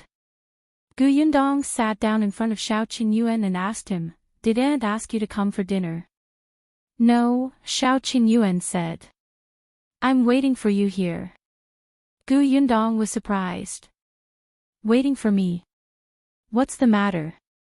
Are you going up the mountain to hunt wild boars again? Ah, did you discover the traces of the third wild boar? Shao Qingyuan, I didn't go up the mountain for the past 2 days. I was waiting for you to tell you that your house is being targeted. Shao Qingyuan's expression was serious. Last night, 4 hooligans climbed into your courtyard to steal something. You saw them? Yes. Shao Qingyuan nodded. One knocked them out and took them away. One had to leave their name behind when doing a good deed. Gu Yundong did not know whether to say it or not. Her expression was especially complicated, and her dark circles were even more eye-catching. Shao Qingyuan could not help but frown. What's wrong? Gu Yundong thought that he had good intentions and she had to appreciate it. Hence, she tried her best to be tactful and said, Actually, I've been waiting for the thieves to come to my house for the past 2 days. It's like this. One think that many people will be jealous of my house after it's built. Instead of guarding against people playing tricks all day, it's better to make an example out of them and let everyone see the consequences of having designs on my family. Don't think that my family is easy to bully without an adult man. Last night, I sat in the central room, waiting for them. As she was speaking, she seemed to have heard someone grunt. She originally thought that the thieves had accidentally bumped into something and cried, but it turned out that it was not the case. Shao Qingyuan tightened his grip and pursed his lips tightly. Gu Yundong really had no intention of blaming him. However, Shao Qingyuan took a deep look at her dark circles and suddenly stood up. Got it. Then, he left. His long legs were striding. Gu Yundong did not even have time to say, thank you. She touched her forehead and secretly sighed. After exchanging a few words with Madame Dong, Gu Yundong went back and slept for the entire afternoon. She was not particularly sleepy at night. Hence, when she heard the commotion in the courtyard outside, she suddenly sat up from the bed.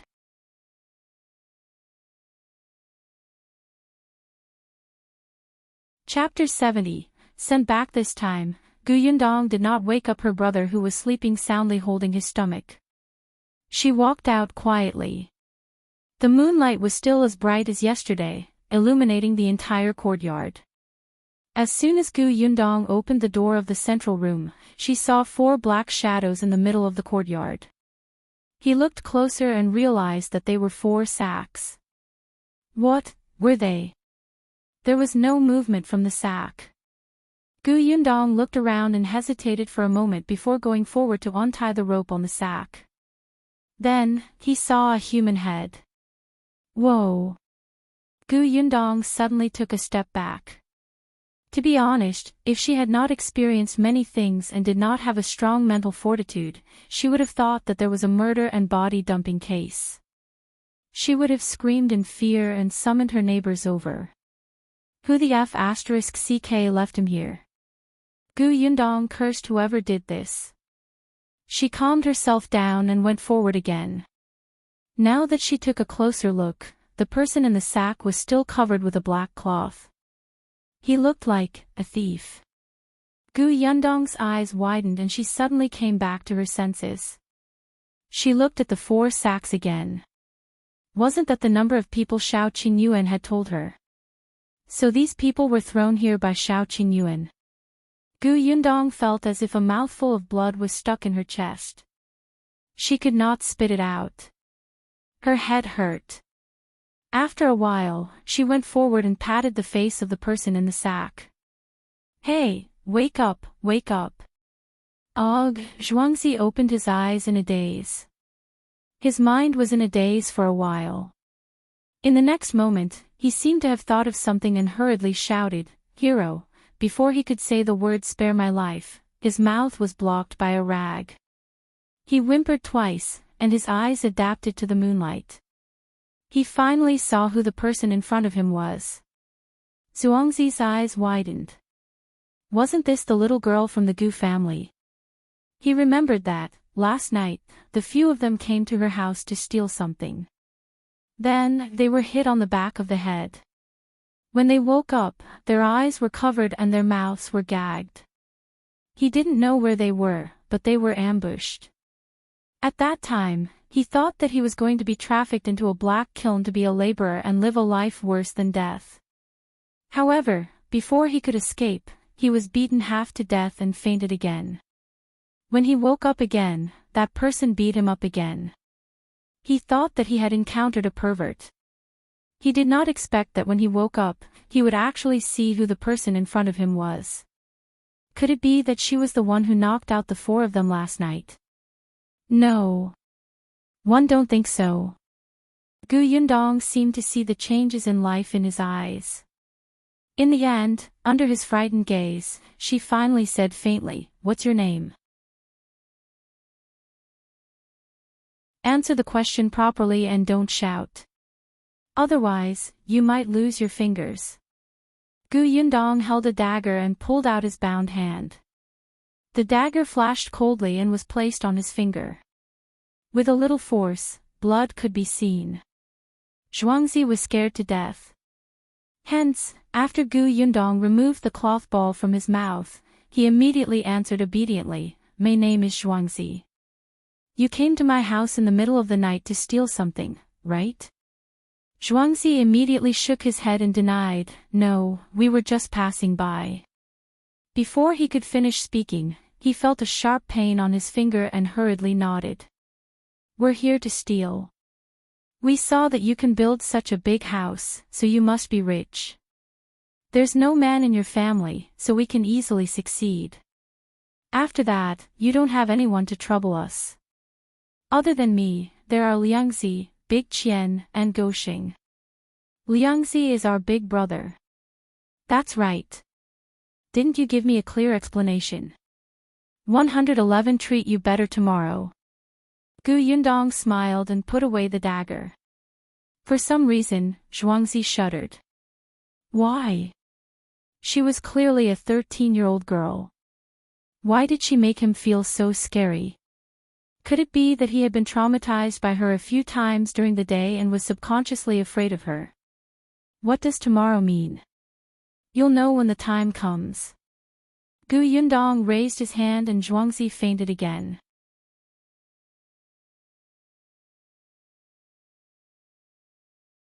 Chapter 71. Time to settle the score. The next morning, not long after dawn, a few children ran around the village and shouted, "Hurry up and take a look. The Gu family has caught thieves. It's Liangzi, Big Qian, and Goxing." One heard that they were caught on the spot when they were stealing. An adult who was about to go to the field could not help but stop the children. "What did you say just now? Who caught those hooligans?" The children were still holding the candy in their hands. As they licked it lovingly and reluctantly, they said, "It's the Gu family that wants to build a green brick house in our village. The 4 of them have been arrested. Now, they're at Second Aunt Chen's house." "What?" An adult beside him had a look of disbelief on his face. "Doesn't the Gu family not even have a strong laborer? They still have the ability to catch those hooligans? Don't tell me it's the opposite. Let's go and take a look." "One don't think it's possible. Those bastards steal all day long. They're very skilled. They've never been caught on the spot." "That's right. I heard that last time. They even set their sights on Master Wang. There were many men in that family, and 2 chickens were even stolen. Master Wang went to Liangzi's family to settle the score, but because there was no evidence to prove that they did it, he could only suffer. Let's go and see what's going on." The children went all the way and even went to the 4 people's houses to tell them. Goxing and Big Qian's house was not in Yongfu village. It was in the neighboring village and was not far away. 2 slightly older children got 2 more pieces of candy from Gu Yundong and immediately ran to their houses to inform them. When the people in the village walked to the Qin house in 2s and 3s, they saw 4 people tied up on the trunk of the big tree outside their house. Wasn't it Liangzi and the others? There was a stool beside the tree, and Gu Yundong sat there eating melon seeds. Madame Yang and the others were not around. They should be in the house and had not come out. Everyone stopped in their tracks and did not dare to go forward. It was Feng Daning's wife, Lu Hohot, who came over from behind. She was the first to speak to her. "Yundong, what's going on? I heard that these 4 bastards went to your house to steal things and were caught red-handed by you. You caught them." As Feng Daning was building a house for Gu Yundong, he was full of praise when he mentioned her at home. Lu Hohot had only seen Gu Yundong twice. Compared to the other people in the village who had never even spoken to her, she was more familiar with her. Gu Yundong gave her half of the melon seeds. "Auntie, eat them. I made them myself." Lu Hohot looked at the fragrant melon seeds in her hand in a daze. She could not help but eat one. Yes, it really smelled good. She could not be bothered to ask any more and started eating. This scene made the onlookers, who wanted to know the truth, want to go up and hit her. "Eat, eat, eat. You haven't eaten melon seeds in half your life, right?" Gu Yundong looked around and immediately saw Liangzi and his family from afar. She stuffed the remaining melon seeds into Lu Hohot's hands and clapped her hands. She walked to the 4 of them and woke them up. "It's dawn. It's time to settle the score. Wake up." Zhuangzi was the first to open his eyes. When he saw her, he immediately felt his fingers begin to hurt. He immediately squeezed out a very ugly fawning smile. Liangzi was the second to wake up. The moment he opened his eyes, he saw that they were tied up. In front of him was Gu Yundong's harmless face. He immediately shouted angrily, "Stupid girl, did you tie us up? Let go quickly, or 111 sell you to a brothel."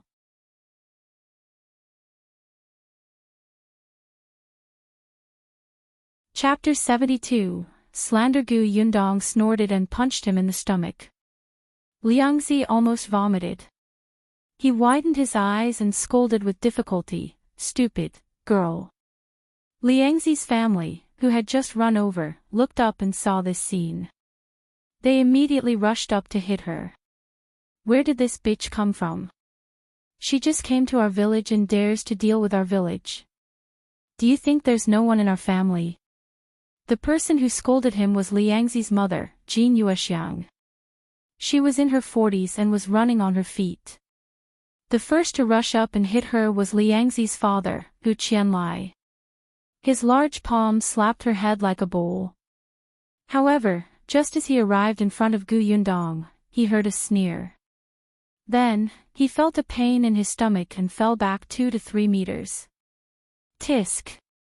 Fortunately, Hu Qianlai was strong. Otherwise, he would not have fallen back, but would have flown back.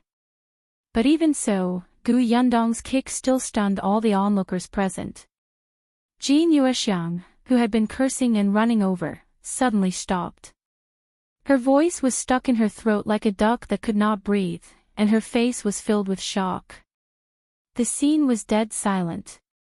Gu Yundong retracted his leg and patted the bottom of her pants. She then asked with a smile, "You rushed over to shout for a fight the moment you arrived. It was clearly your son who was caught stealing into my house. As parents, aren't you ashamed and apologetic? Instead, you're finding trouble with me, the victim. With parents like you, no wonder your son became a thief." Her voice finally made everyone react. Jin Yuexiang hurriedly ran to Hu Qianlai's side and helped him up. Hu Qianlai was furious, but his stomach hurt too much. He didn't expect this girl's feet to be so strong, like an adult man. The two of them immediately did not dare to go forward and attack anymore. However, when they saw their son tied up there, their hearts still ached and they were angry. They could only stand far away and curse, "Whose son is a thief? You're the thief, woman. Don't tell me you're trying to blame my son for being a thief when you've stolen something. I see that you're dressed alluringly and indecently at such a young age. You might have been caught by my son last night. Now, you're a thief and you're calling my son a thief." The pain in Liangzi's stomach finally eased. He didn't see his father being kicked away. When he came back to his senses, he heard his mother cursing. He hurriedly nodded and echoed, "Yes, yes, yes." We realized that she had an ambiguous relationship with someone, which ruined the reputation of our village. That's why we couldn't stand it and wanted to catch her in the act. I didn't expect that man to know how to punch and kick. He knocked the 4 of us unconscious. As he spoke, he felt as if he had found the truth. He became even more excited as he spoke. "That man caught us the night before yesterday and locked us in the house for the entire day. Look at the injuries on our faces. This is how they came about. He wanted us to admit that we stole money." The more Liangzi spoke, the more he felt that this was the case. Otherwise, why would they faint the moment they entered the courtyard the night before? They had been hungry for the entire day yesterday and had been beaten up for the entire day. He did not believe that a little girl like Gu Yundong could do this. She definitely had a lover. However, what he said made sense. The surrounding villagers felt that it made sense and began to whisper to each other. On the other hand, Lu Hohot spat out a melon seed shell on Liangzi's face. "Are you shameless? Who in our village doesn't know what kind of person you are? Everyone knows how sneaky you are. Aren't you afraid of retribution for slandering a young lady?" Liangzi glared at her fiercely. "How am one slandering her? I'm not the only one who saw it. If you don't believe me, ask Zhuangzi and the others, right?"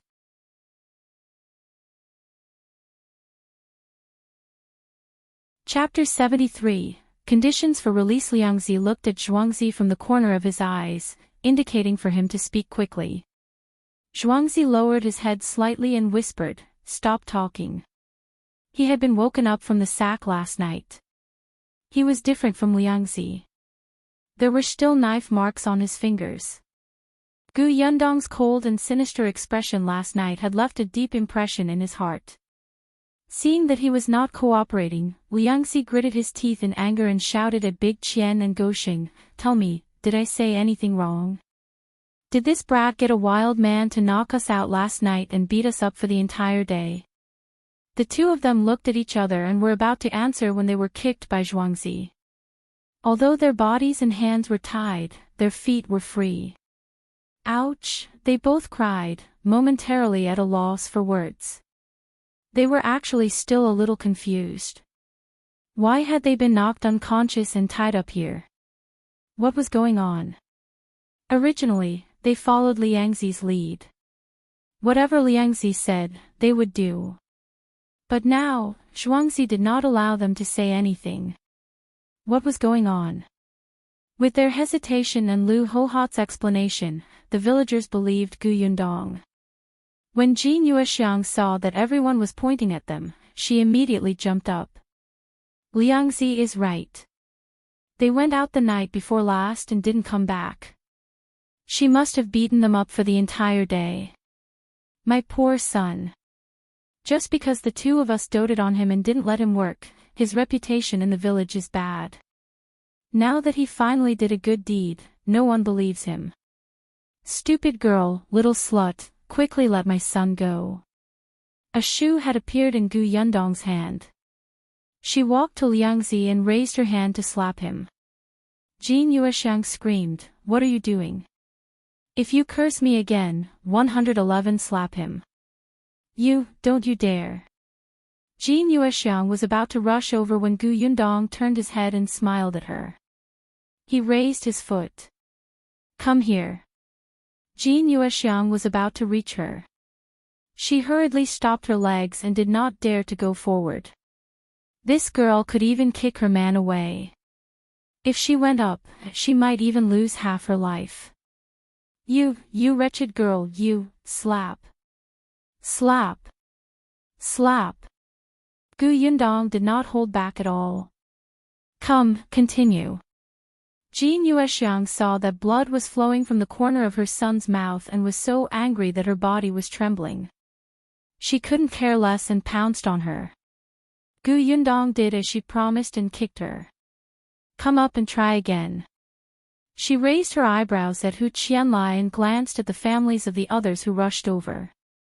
Hu Qianlai looked at the old woman who was screaming and did not dare to move. Zhuangzi's parents had actually arrived earlier, but the two of them were honest. Now, they felt a little guilty and did not have the face to cause trouble for Gu Yundong. Moreover, Gu Yundong was so cruel that they did not dare to do so. Gao Xing's father was also here. At this moment, he was glaring at Gao Xing. He was not looking at Gu Yundong, but at Gao Xing. Big Qian's family did not come. Since they were already here, Hu Qianlai wanted to urge the others to go with him. If the couple could not defeat Gu Yundong, could they not take down a little girl together? But before he could speak, Gao Xing's father, Zhao Zhu, stepped forward and asked Gu Yundong, "How can you let them go?"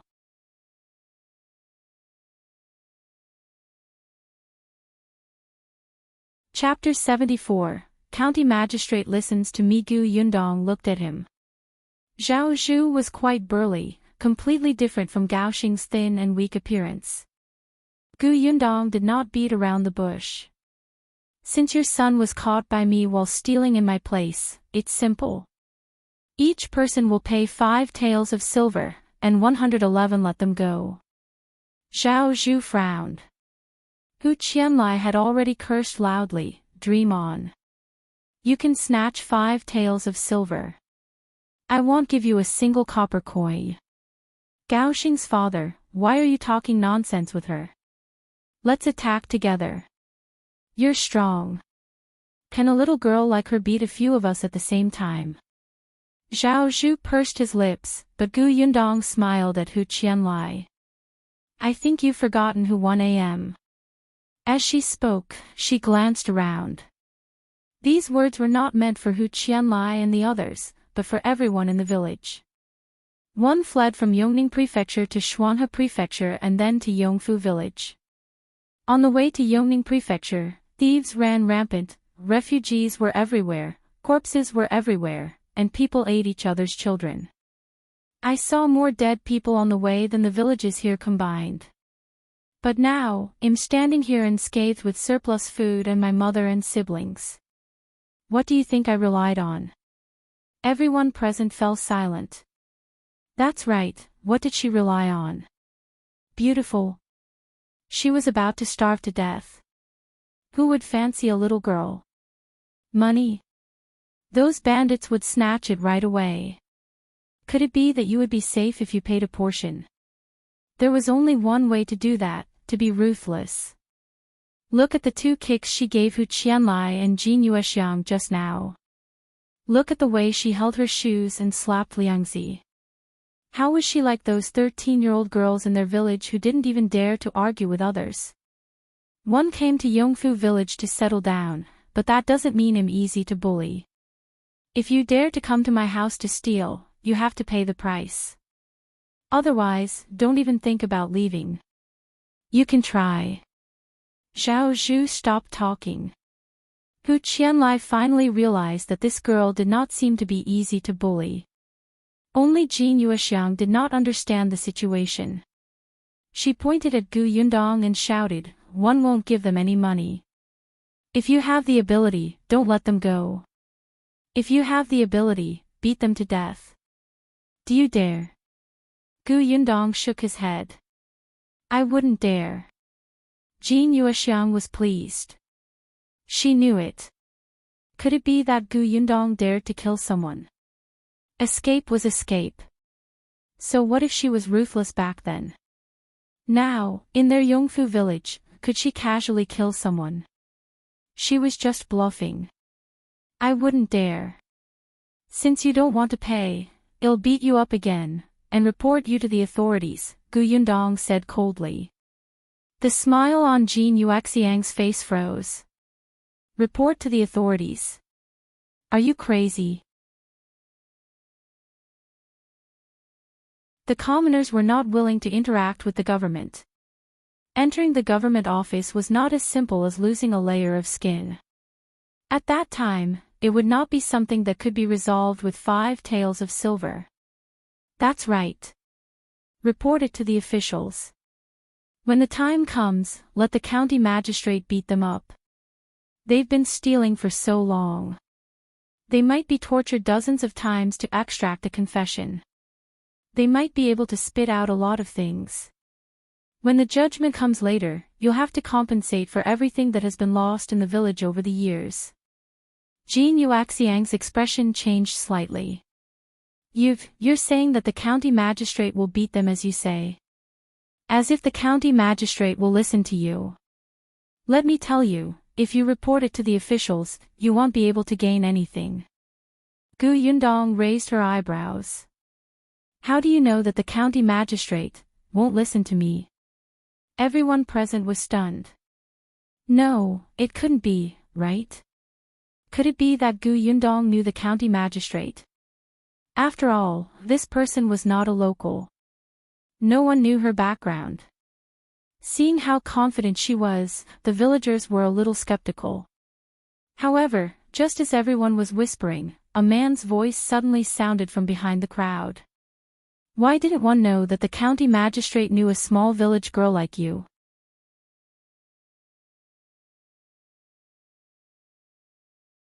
Chapter 75. Can't stay here anymore. Everyone looked back and saw Madame Fong and her daughter standing behind the crowd. They did not know when these 2 people had returned. Beside them stood a young man who looked like he was from a rich family. This person pretended to be handsome and waved his fan. He slowly walked over from the back of the crowd and stood beside Zhao Zhu. He raised his eyebrows and sized up Gu Yundong. "You're just a little girl. How dare you deceive your neighbors with the name of the county magistrate? You're quite bold." Chen Yulan hurriedly followed and introduced him to everyone. "This is the young master of the Liu family in the county. Young Master Liu and the young master of the county magistrate's family are classmates and good friends. Yundong, you're too bold. How dare you deceive the county magistrate? If the Lord finds out, you'll be beheaded. Gu Yundong did not know who this person was, but she did not expect Qingyuan to introduce him. Well, there's no problem then. She looked at young Master Lu. Young Master Lu is only familiar with the county magistrate's young master. How do you know who the county magistrate knows? Moreover, even if young Master Lu and the county magistrate are on good terms, so what?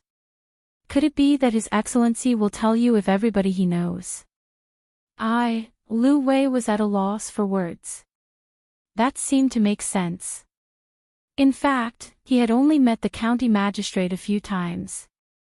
Do you really know the county magistrate? Gu Yundong chuckled. If you don't believe me, you can ask him. She did not know the county magistrate, but she knew the prefecture magistrate.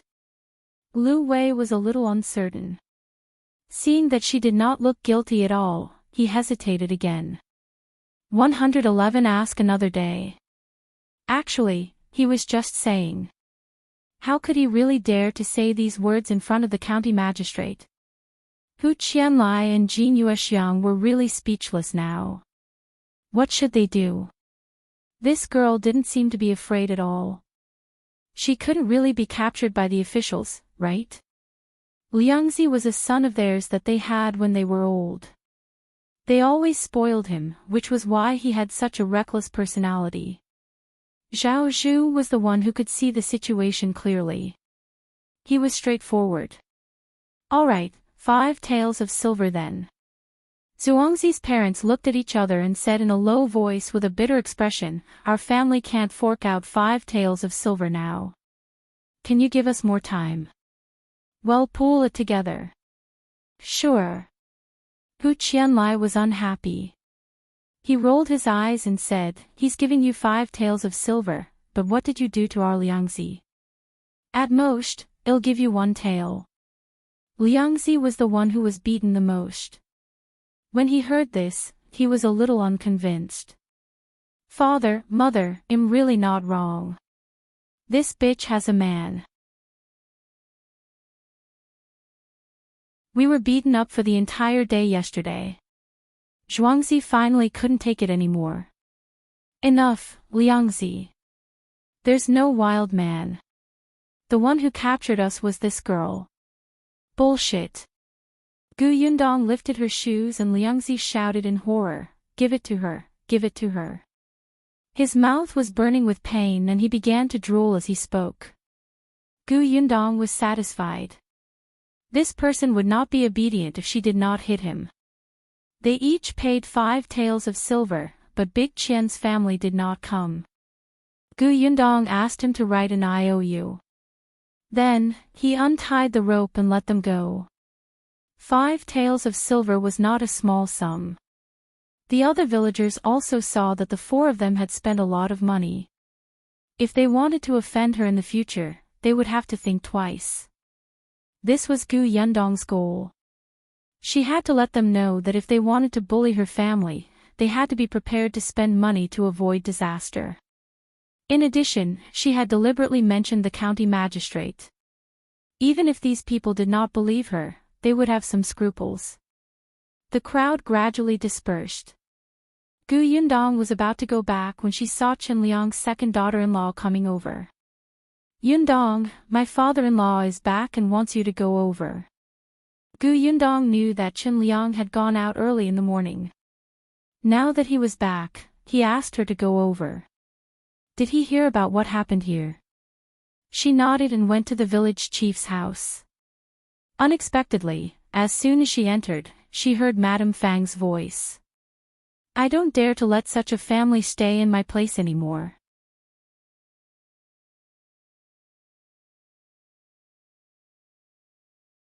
Chapter 76, Staying at my house. Gu Yundong stopped in her tracks. Madame Zhou walked over and pulled her to the side. Then, she lowered her voice and said, Yundong, you're too bold. Why didn't you shout loudly that someone had sneaked into your place? Aren't you offending them to death? Madame Zhou did not watch the commotion.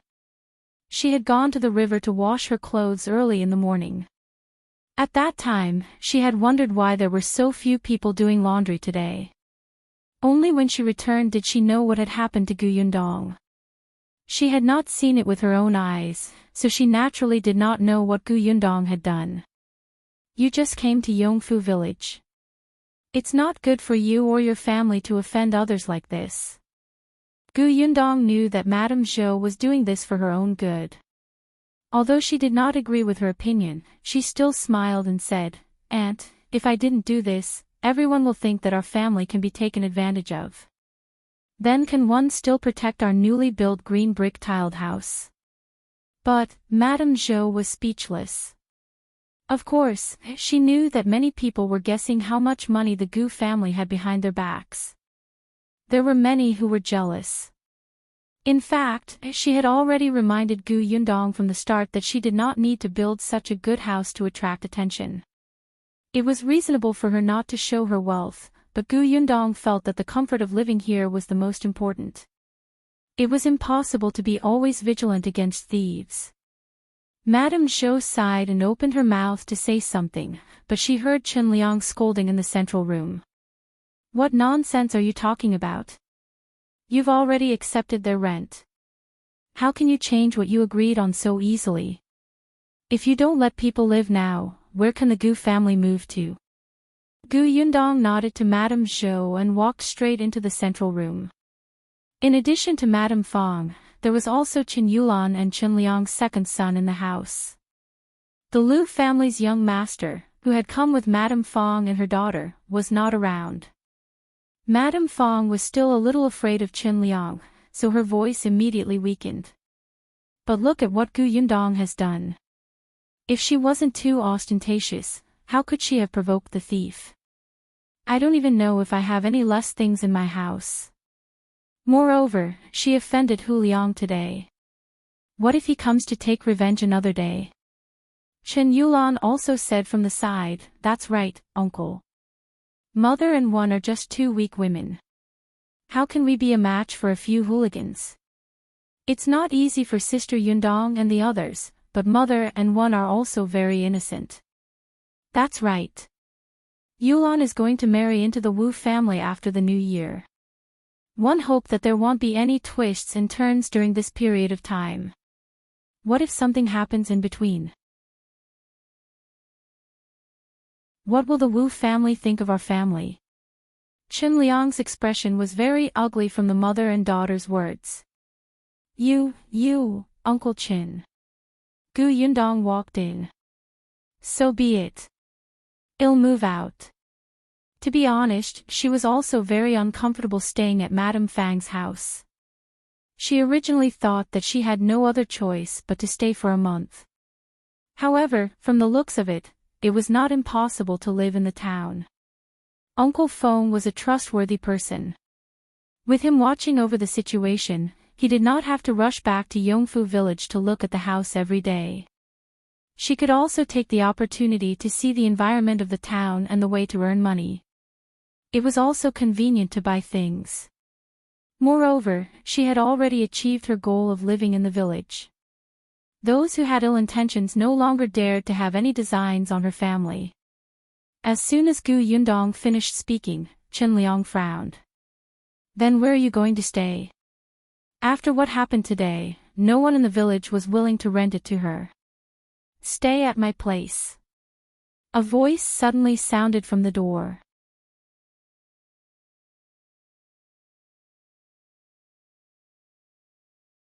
Chapter 77, Yundong's decision. Everyone looked over and saw a woman standing at the door. The woman's voice was so soft that no one could hear what she said. It was Madame Dong. Dong Xiulan slowly walked in and stood beside Yundong. She smiled at her. "Yundong, if you don't mind, you can stay at my house." "Stay at your house?" Qinliang looked at her in surprise. Because the Zeng family lived far away and the couple were quiet, their presence in the village was very low. However, Qinliang still knew about her family's situation. The house was a little dilapidated. The man in the family had his leg smashed a few months ago and was still lying on the bed. The 3 children were still young. The family of 5 relied on Madame Dong to do some embroidery and exchange for a few copper coins. According to Feng Danning, the Gu family had hired them to cook some ginger tea for everyone to drink every day. It seemed that they were very familiar with each other. Except, before he could speak, Madame Feng said, "Your house. You have a man in your house. Madame Yang is good-looking, and Gu Yundong is at the age of marriage. If they stay at your house, won't others gossip?" These words were very unpleasant to hear, but they were also the truth. However, Qingyuan still glared at Madame Feng. Madame Feng pursed her lips and muttered softly, "For that bit of rent money, your family is really not careful." Dong Xiulan blushed at her words and couldn't help but tug at her fingers. "Village chief, we won't gossip if you stay at my house. Qingyuan promised me that he would let my man and big boy stay at his house. It's also convenient. Besides, the Gu family's new house is built next to ours. It's close for her to take a look." Chen Liang was stunned.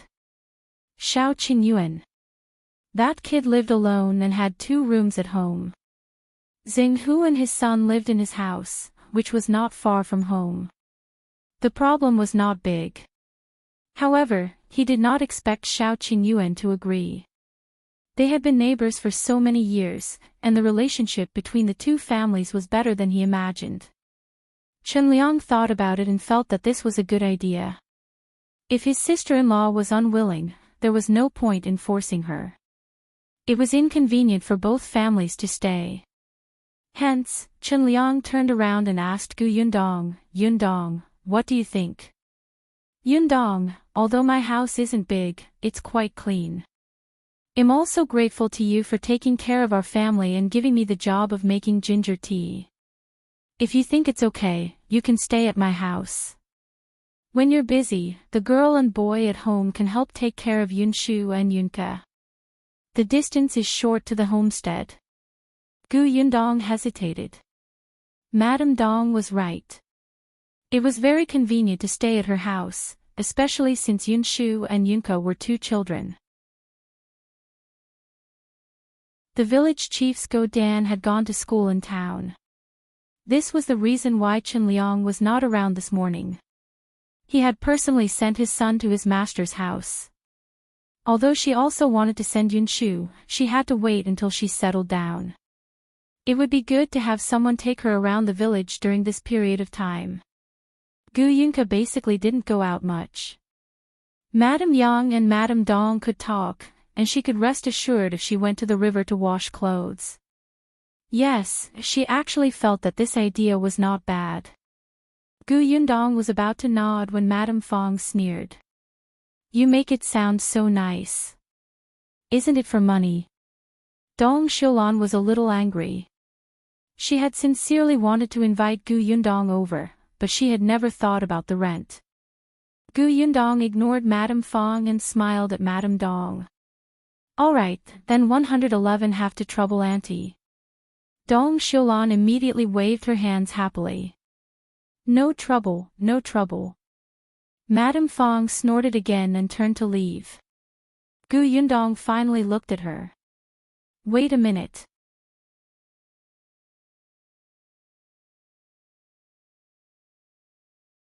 Chapter 78, Anger You to Death. Madame Feng turned around and asked angrily, "What are you doing? Since I'm no longer staying at your house, it's time to return the 200 copper coins to me." Madame Feng was unhappy. "Return them. You're the one who caused trouble for our family. Those 200 copper coins aren't even enough to compensate us." Chen Liang really didn't know that Madame Feng was such an unreasonable person before today. His face darkened. "Give them back. You were the one who didn't keep your promise first. You should return the money to her." Madame Feng wanted to say something, but Qingyuan tugged at her clothes. She could only say indignantly, "Fine, I'll return them." However, their family has been living here for a few days. It's impossible to return all 200 copper coins. At most, it's 100 copper coins. Gu Yundong smiled and said, since you want to calculate it this way, let's calculate it clearly. 200 copper coins is a month's rent. It's less than 7 copper coins a day. We've lived for 6 days, which is 40 copper coins. Return 160 copper coins. Actually, according to the normal contract, you broke the contract and refused to let us stay because of unknown dangers in the future. You should compensate us at least twice the amount. But for the sake of the village chief, forget it. I don't want to tangle with you anymore. Pay up. Madame Fang's eyes widened. What are you talking about? You want us to compensate you? That's impossible. At most, it's 100 copper coins. That's all I have. Gu Yundong smiled in a very friendly manner. Aunt Fong, did you not see the scene of Hu Liang's 4 families compensating me just now? It was really a confusing thing. Do you want me to help you recall? What's the difference between you and those hooligans? Madame Fong recalled Hu Liang's face that had been beaten into a pig's head. She immediately felt a little afraid. She could not help but hide behind Qingyuan. Uncle, look at what she's saying. She's threatening me. I'm the daughter-in-law of the Qin family. She's too much. Madame Zhou sneered. The daughter-in-law of the Qin family can't be unreasonable. Wouldn't nothing happen if sister-in-law returns the money to her? Sister-in-law, you make it sound so easy. You're not the one paying for it. Gu Yundong was impatient. Are you going to give it to me or not? She held a stick as thick as a finger in her hand. Nobody knew where it came from, but with a light snap, the sound of it was especially crisp and horrifying in the central room. Madame Fang's body trembled violently. She was not a bold person after all. She hurriedly nodded. 111 give them to you. Then let's go. Why were these people so despicable? If she didn't teach them a lesson, they would insist on struggling. Madame Fong looked at Qingyuan again. Qingyuan silently turned his head. Madame Fong could only dawdle out of the central room. When they returned home, Madame Fong asked Gu Yundong to move out quickly. Gu Yundong did not have many things. There were only 2 baskets and a big bag. She put the rest of the things in her spatial storage and tidied them up. Madame Dong followed over and helped carry a basket. When Gu Yundong and the others were about to leave, Madame Fong reluctantly took out 160 copper coins and handed them to her. Here, don't say that I took advantage of you. How unlucky. Hurry up and leave. Gu Yundong took the money and turned to Madame Dong. Auntie, take these 160 copper coins and buy some vegetables and meat. Well, cook a good meal tonight and treat it as a celebration. Madame Dong originally thought that she was going to pay the rent. She did not want to accept it. When she heard that it was to buy groceries and meat, she hurriedly said, all right, 111 buy it. Madame Fong was speechless and furious.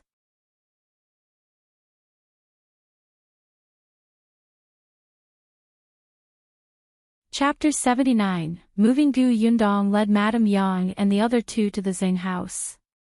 Zeng Hu and his son had already moved into Shao Qingyuan's house. There were only 7-year-old Zeng Yu and 5-year-old Zeng Lu at home. The siblings were very happy to see them. One of them helped carry the luggage, while the other ran to Gu Yunshu's side and rubbed his head innocently, calling him brother. Dong Shulan smiled and said, all Shu is 2 months older than you. You should call him big brother. Zeng Lu exclaimed, why is he an older brother again? I already have an older brother. Can't I call him younger brother? Gu Yunshu shook his head and sighed mischievously. It's my fault for being too hardworking. I came to this world 2 months earlier than you. I'm also very helpless. Don't be too sad. There's a good saying. This is fate. Zeng was extremely disappointed and could only call him brother. However, when he turned around and saw the silly and small Gu Yunka, he immediately became happy and called her crisply, sister. I hate my brother. Her bad brother called her fat girl again in the morning. She would complain to her eldest sister later and ask her to teach him a lesson and spank his butt. Zeng Gu Yundong was overjoyed. Indeed, children had to play with their friends. Dong Xiulan was also very happy. Her family was poor and lived in a remote place. The three children had helped the family work since they were sensible. They rarely had any friends. Now that the Gu family was living here, it felt lively. She instructed her daughter, Xingyu, mother will go buy groceries. Take sister Yundong to her room to settle down and take care of her younger siblings. If there's anything you don't know, you can go next door to look for your brother. The eldest son of the Zeng family was called Xingjia. He was currently taking care of his father at Shao Qingyuan's house. Xingyu agreed, and Dong Xiulan left the house with the basket. Gu Yundong looked at the Zeng family. They seemed to have cleaned up the house better than when she came yesterday. It was only when she entered the room that she suddenly came back to her senses. The Zeng family seemed to have known that she was leaving Madame Fang's house and looking for a new place to stay. Otherwise, why would the Zeng father and son move so quickly? They had already tidied up the place beforehand. She turned around and asked Xingyu. The little girl blushed and replied shyly, I don't know either. Before mother left, she said a few words. She didn't say anything else. After thinking for a while, she added, but mother spoke to brother Shao before. Father was also carried over by brother Shao. Shao Qingyuan. Gu Yundong thought of the 4 sacks that had been thrown into the courtyard last night. It should have been Shao Qingyuan who had done it. Could it be that he had guessed that the Fong family would not let them stay, so he had asked the Dong family to invite them? For some reason, Gu Yundong felt his face heat up. It was not that she was thinking too much. Shao Qingyuan had helped her more than once. Not to mention the incident with the wild boar, just 2 days ago, he had knocked out 4 thieves who had entered her courtyard and dragged them away. Now, he had taken the initiative to help her solve the accommodation problem. Although Gu Yundong did not believe that Shao Qingyuan was a heartless person, she would definitely not treat him as a benevolent person who helped others for nothing. This person wouldn't have any feelings for her, right? Perhaps she had to find an opportunity to ask. Madame Dong quickly bought groceries back, mainly meat. There were vegetables in the garden, so there was no need to spend so much effort. She directly handed it to Gu Yundong. The meat and fish cost 60 copper coins. The rest of the money is here. There's firewood in the kitchen, and the water vat is full. You can use it directly. If you need anything, feel free to order your way around. I'll go to Qingyuan's house to brew medicine for my husband. I'll leave first. When Gu Yundong heard this, she knew that Madame Dong did not intend to take advantage of her family. She did not take her words to heart and even deliberately avoided them. She did not say anything. After Madame Dong left, she prepared more food before starting to cook Gu Yunk's favorite braised pork.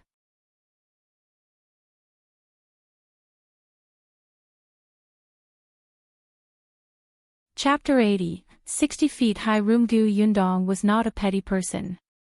If others were friendly to her, she would naturally be generous. But if it was someone like Madame Fong, she did not even want to give her a single grain of salt. Gu Yunk's eyes lit up as she looked at her elder sister's braised pork. As she swallowed, she said to Xingyu, the braised pork is delicious. It's oily, fragrant, and soft. Take a bite. Wow, it'll jump. You'll swallow it with a gulp. Xingyu tried her best not to look at the meat, but she could not close her ears. When she heard the little girl's yearning expression, she could not help but salivate. Hence, after a pause, she let go of Gu Yunk's hand and said, I'll go outside to water the vegetables. With that, she ran away. The little girl looked at her fleeing back in confusion. Wait, haven't you watered them? Gu Yundong glanced at her with a smile. You, go and sit at the side. Be careful that the oil spills and you'll scream in pain again. No, I won't. That's my brother. The little girl threw the blame on Gu Yunshu without hesitation. She explained with a serious expression, but she still turned around to look for Zeng Yu. Gu Yundong quickly cooked the braised pork. She took the fish to make soup. Thinking that the young lady liked boiled eggs, she cracked a few more eggs. There were a lot of vegetables in the backyard of the Zeng family. Gu Yundong asked Zeng Yu to pick some beans, a few potatoes and eggplants, and a cabbage. The eggplants were roasted with beans, and sour and spicy shredded potatoes, and she made cabbage noodles. She had cooked a lot, so almost 6 dishes were enough. When they were all served, Gu Yundong took off his apron and asked Zeng Yu, who was in the courtyard with Gu Yunka, to come over. Zeng Yu had long smelled the fragrance coming from the kitchen. She had never smelled it before. She didn't even need to look to know that it was delicious. Yu, bring these dishes next door and let your father and the others eat. Also, call your mother back for dinner. Zeng He's leg was injured, so he could not be carried back and forth over a meal. Thus, Gu Yundong had already divided 2 portions of food. Zeng Yu was stunned. After a moment, she hurriedly shook her head. No. This is your food. We have food. You, am moving today. Shouldn't we celebrate? Aren't you willing to celebrate with us? Gu Yundong interrupted her. Zeng Yu hurriedly shook her head again. Yes. Then bring it over. Zeng Yu was no match for her. It was not right to say that she did not want to eat it, and it was even more wrong to eat it. After some thought, she turned around and ran away to ask her mother. Gu Yundong sighed. She was in a difficult position because she liked to take advantage of others. She was also in a difficult position because she was unwilling to take advantage of others. Life was so difficult. She simply went out to call Gu Yunshu. This kid and Zeng Lo were watching people build houses at the edge of the homestead. At the same time, she introduced Zeng Lo to where his room was. Even if he was spouting nonsense, and his finger was pointing at a wrong place, Zeng Lo nodded repeatedly, indicating that this little brother who was 2 months older than him was amazing. When Gu Yundong went to call him, Gu Yunshu was still unsatisfied and was saying that his room was 60 feet tall. Gu Yundong staggered and almost fell to the ground. 60 feet was 20 meters. How could you be so capable? The room was so high. Did you want to go to the sky? She slapped him on the side of the head and told him to get to work. Gu Yunshu carried the dishes to Shao Qingyuan's house next door. As soon as he left, there was a knock on the door.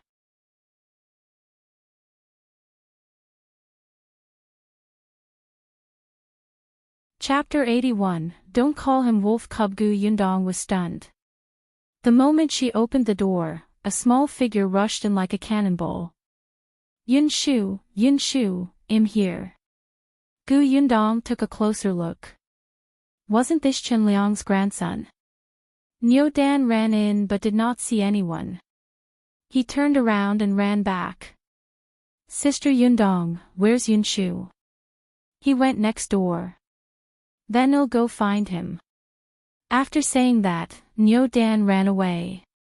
He took a step out of the door and hurriedly stopped. As if he had thought of something, he slowly turned his head and looked at her. He asked carefully, next door. Is it that wolf cub's house? Gu Yundong felt that education had to start from a child, especially since this child was close to her younger brother, so she corrected him. His name is Shao Qingyuan, not wolf cub. Niu Dan, you can call him Brother Shao or Shao Qingyuan. But, everyone called him that. Call him Brother Shao. Niu Dan immediately changed his words. Then I'll call you Brother Shao too. Good boy. Then, is that Brother Shao's house next door? 1-to-1 don't dare to go, Niu Dan said aggrievedly. Yundong shrugged. Shu will be back soon. Then I'll wait for him at home. Niu Dan returned and walked towards the kitchen. He had smelled it just now. The kitchen smelled so fragrant. He wondered what it was. Unexpectedly, as soon as he walked into the kitchen, he saw a small figure leaning on the table with a spoon. She was staring at the plate of meat in the middle, her little nose twitching as she tried to smell it. Niu Dan also sniffed hard twice. When they saw the dishes on the table, they almost drooled. He quickly walked over and asked Yunke, if you want to eat, why don't you do it? Yunke did not even turn around. Eldest sister said that before everyone is here, we can't eat yet. Otherwise, she'll slap my hand. I'll smell the food first. Oh. Niu Dan climbed onto the stool and stared at the dishes in front of him. As he watched, he could not help but lean on the table and sniffle with Yunke. When Yunshu returned from delivering the vegetables, he heard from his eldest sister that Niu Dan had come to look for him in the kitchen. He quickly brought Zeng in.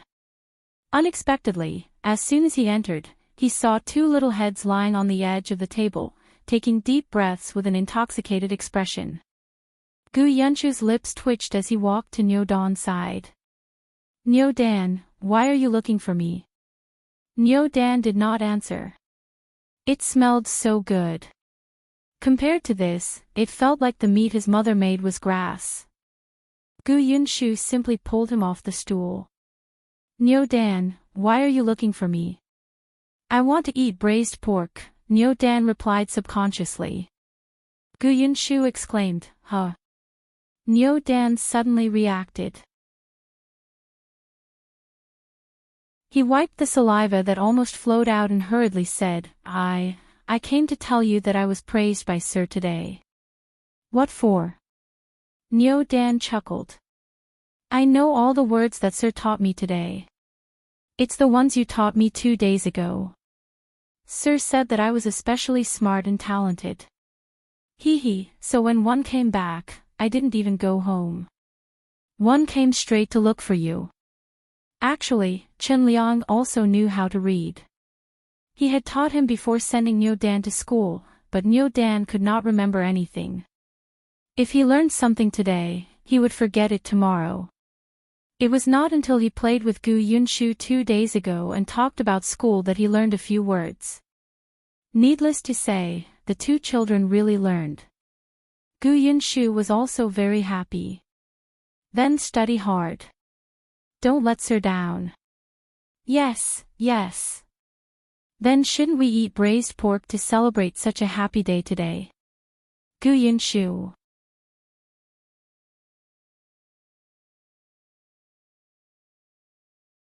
Chapter 82. What a tragic Mandong Shilan and her daughter returned later. They were also quite helpless. They did not expect Yunshu to be so good at talking. Big sister was rarely happy today. If they did not eat, it would ruin Big sister's good mood. Big sister had said that if he did not complete the mission and called them back, he would not come back to eat. Coupled with Shao Qingyuan's persuasion, Dong Shilan could not be pretentious anymore. Moreover, although she was next door previously, the fragrance coming from the kitchen was really too alluring. The mother and daughter were quite embarrassed, especially when Yundong asked her younger brother to bring food to the husband. The food looked better than the restaurants in town. They had never tried it before. Niu Dan was also very happy. He had been praised by Master and could eat delicious food when he came back. He was simply too happy. After the meal, Madame Dong rushed to clean up the dishes, and Yundong let her be. When the sky turned completely dark, Shao Qingyuan came over with the washed dishes. Gu Yundong was pouring water in the kitchen and preparing to wash his face. She was alone, so when he came in, the two of them bumped into each other. Upon seeing him, Gu Yundong immediately thought of the previous problem. Although he felt a little uncomfortable, when she saw that he had put down his bowl and chopsticks and was about to leave, she still asked, "Were you the one who suggested to Aunt Zeng and asked her to go to the village chief's house to let our family stay?" Shao Qingyuan had always felt that one had to leave their name behind when doing a good deed. Otherwise, he would not have done it so obviously. Hence, he nodded. Yes. Gu Yundong narrowed her eyes slightly and looked at him steadily. Previously, you helped me catch those 4 thieves and even packed them up and sent them to the courtyard. Shao Qingyuan, why are you helping me so much? Shao Qingyuan was surprisingly sharp at this moment. He could even guess from her subtle expression what kind of treatment he would receive after answering. Therefore, he swallowed his original answer, which circled around the tip of his tongue. He said expressionlessly, "The egg fried rice was very delicious." What do you mean? Shao Qingyuan explained, "One caught those 4 people to thank you for your meal. I let you stay in the Zeng family's house because it's convenient for me to eat." Gu Yundong's eyes widened. Was he doing this for food? Shao Qingyuan nodded at her and left steadily. Just as he left, Dong Xilan happened to come over. She looked at his back in surprise and asked suspiciously, "Did Qingyuan say something to you?" She came over because she heard voices in the kitchen. He thanked me for the food one brought over. It was delicious. When Dong Xilan heard that, she sighed slightly. Actually, Qingyuan is also a pitiful child. He hasn't eaten good food since he was young. In the past, when he was in the Li family, that family didn't treat him as one of their own at all. Later, he moved out with old man Li and lived a hard life. Isn't he making money now? Yes, he can earn money, but Qingyuan doesn't know how to cook. Last time, he tried to cook porridge, but the kitchen was half burned. Later, his kitchen was deserted. One asked him to come to my house to eat, but he didn't come. He only came once every 10 times I called him. Actually, even if he came, my culinary skills can't even compare to half of yours. He goes to town every 2 to 3 days and buys a large bag of steamed buns and pancakes. He can eat them for 3 to 5 days before buying them again. Gu Yundong was stunned. She recalled the last time she saw him nibbling on a dry steamed bun. Her expression became exceptionally complicated. What a pitiful man.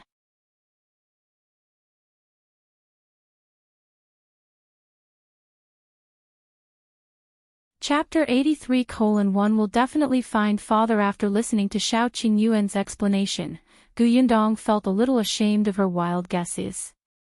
Sigh, he had suffered for so many years. He just wanted to eat something delicious. Look at how dirty she thought of him. It was not a big deal to cook another person's food. After all, he had helped her so much just to satisfy her appetite.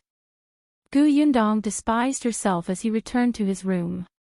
As soon as the door was closed, Shao Qingyuan went up the wall and sat on the wall next door, looking in her direction. He had been too hasty. She was more vigilant than he had imagined. She must have encountered a lot of things on the way to escape. Now, she did not trust people very much, especially people who did not ask for anything in return. She was exceptionally vigilant. He had clearly heard her forbid Niu Dan from calling him a wolf cub. Shao Qingyuan frowned and jumped down from the wall.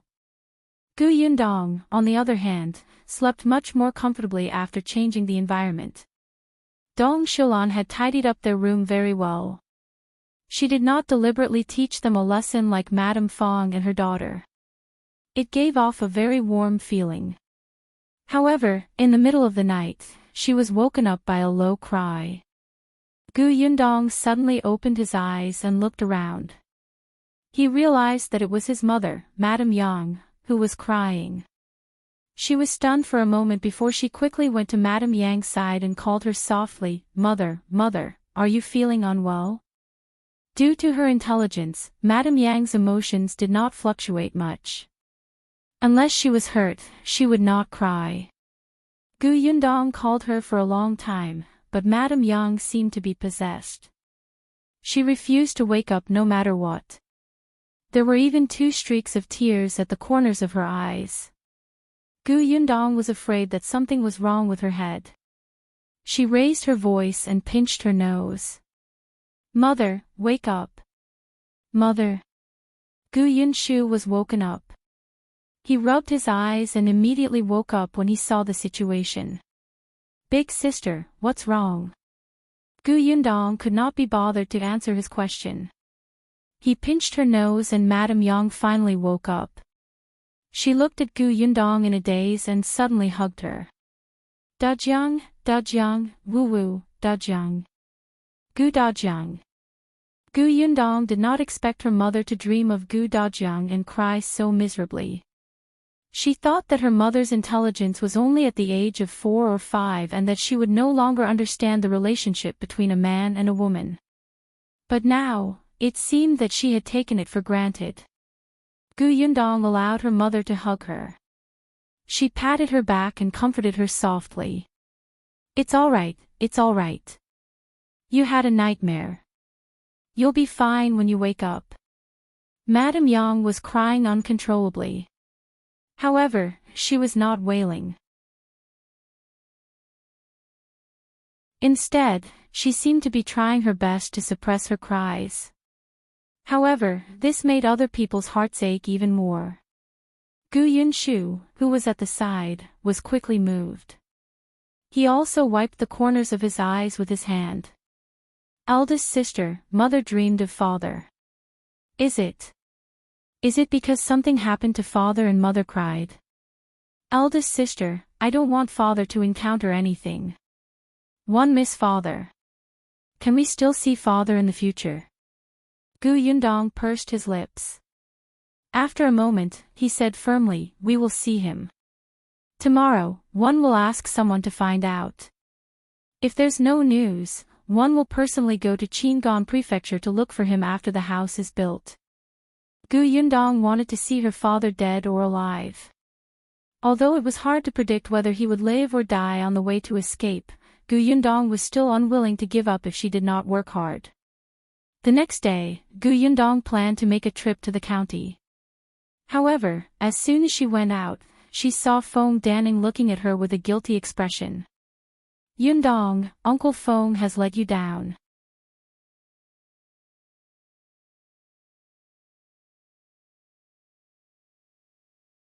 Chapter 84. A word. Gu Yundong raised his eyes and looked behind Feng Danning.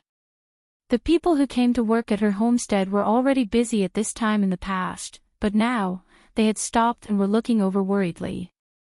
What happened? Gu Yundong's expression turned grave. Feng Danning lowered his head slightly and wiped his rough face. His hands were trembling. "Yesterday, my senior brother came to look for me and saw the blueprints you gave me at my house. I didn't expect him to secretly roll them up and take them away.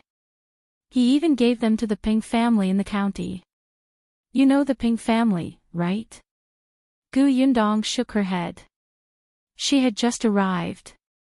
Not to mention the Ping family in the county, even more than half of the people in the village were strangers to her. Feng Danning explained the situation of the Ping family to her.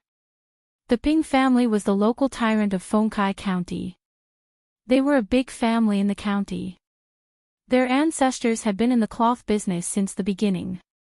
In the entire Fengkai County, all the cloth shops that were worth mentioning belonged to his family. Even those scattered small shops more or less had some business dealings with the Ping family. Most importantly, the Ping family had an uncle who became an official in the capital. This caused the Ping family's status in Fengkai County to rise even more. Even the Ping family's disciples could do whatever they wanted. The senior brother that Feng Danning mentioned was the second young master of the Ping family, Ping Zhongfei.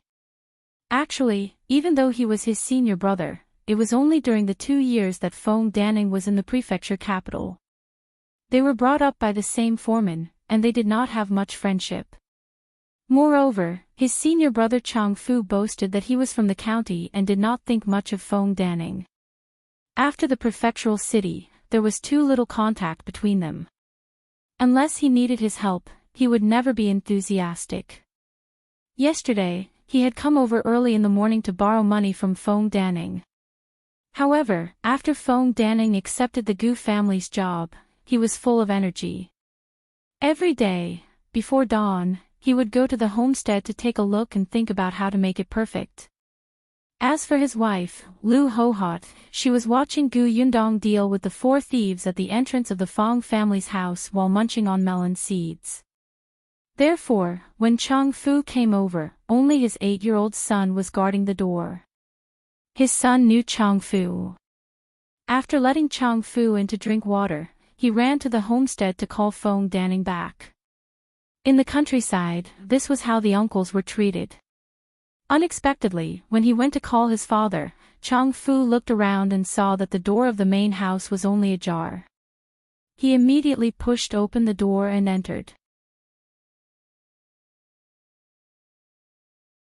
Then, he saw a small wooden box covered with a cloth on the bedside table. The wooden box was wiped clean.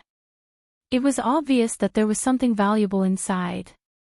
Chang Fu did not think of stealing money at first, but when he saw the blueprint inside, his eyes lit up. Without a word, he folded it and hid it in his clothes. In order not to arouse Feng Danning's suspicion, he sat calmly in the central room and drank water while waiting for Feng Danning to return. He chatted with him for a while before leaving. Feng Danning was already impatient and couldn't wait for him to leave quickly. Then, he would go to the homestead to look at the progress of the house. Therefore, when he realized that the blueprint was gone, it was already night time. At that time, his face was pale. He rushed to the county city overnight, but when he arrived, the city gate was closed. When the city gate opened in the morning, he immediately ran to Chang Fu's house. However, it was already too late. Chang Fu gave the blueprint to Ping Zhongfei.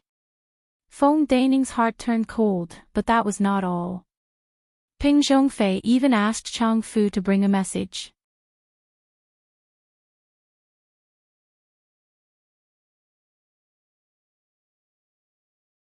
Chapter 85, Not Allowed, What Did He Say? Gu Yundong's brows knitted tightly. Feng Danning felt especially sorry for her.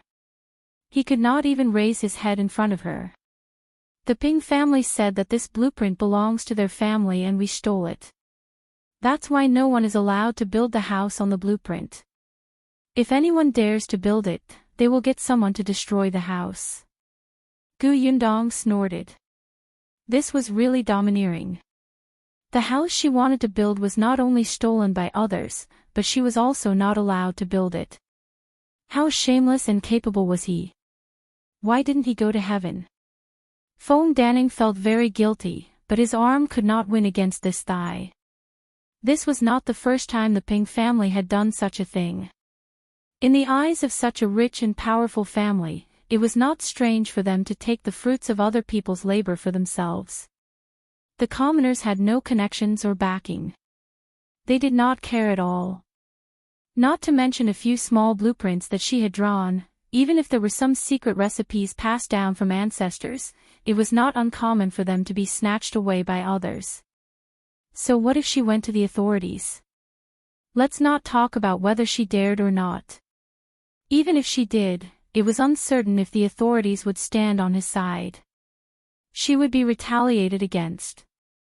Yundong, it's Uncle Feng's fault. Feng Danning regretted not putting a lock on the box so that Chang Fu wouldn't steal it. But the Ping family isn't to be trifled with. You still have your mother and young sister-in-law in your family. If you anger them, they won't have a good life. Why don't we build a tile house that's similar to the village chief's house? Uncle Feng will definitely do his best and won't ask you for a single coin. This time, Uncle Feng owes you. If you need Uncle Feng's help in the future, one definitely won't refuse. Although Gu Yundong also felt that Feng Danning was too careless, the culprits were Chang Fu and Ping Zhongfei. In fact, her blueprint was not very valuable, but it was especially novel. Perhaps the interior of the house had been modernized, but seriously speaking, it was not her original design. If the Ping family wanted to build such a house, they could. She would not stop them, and she did not care if it was exactly the same as hers. But what right did he have to steal her blueprint and not let her build the house? Did he think he was the king? Gu Yundong sneered. I'm definitely going to build it. Uncle Feng, get everyone to continue working. Just follow the original blueprint. Feng Danning was surprised. Yundong, I'll personally take back my own things. Her things had been stolen. Did she have to swallow her anger? There was no such logic. Feng Danning was extremely worried. Yundong, the Ping family might not even get punished by the county magistrate. When he went home yesterday, he heard Lu Hohot talk about the 4 thieves and suspected that Yundong might know the county magistrate. Hence, she thought that Gu Yundong dared to be so unyielding because of the county magistrate's power. I know, Gu Yundong said, but she still did not change her decision. Once the county magistrate's term of office was over, he would leave immediately. The local tyrants were different. No one was willing to offend them. I'll go to the county now. Gu Yundong returned to the house. When he came out again, he was carrying a small bag. No one knew what was inside. Seeing that Feng Danning was still standing there, she urged him, go and get everyone to continue working. Feng Danning pursed his lips and his eyes gradually became firm. One was negligent in this matter. 1111 go with you. Gu Yundong looked at him in surprise. After some thought, she nodded and said, let's go. After saying that, she took the lead and walked forward. Feng Danning hurriedly followed.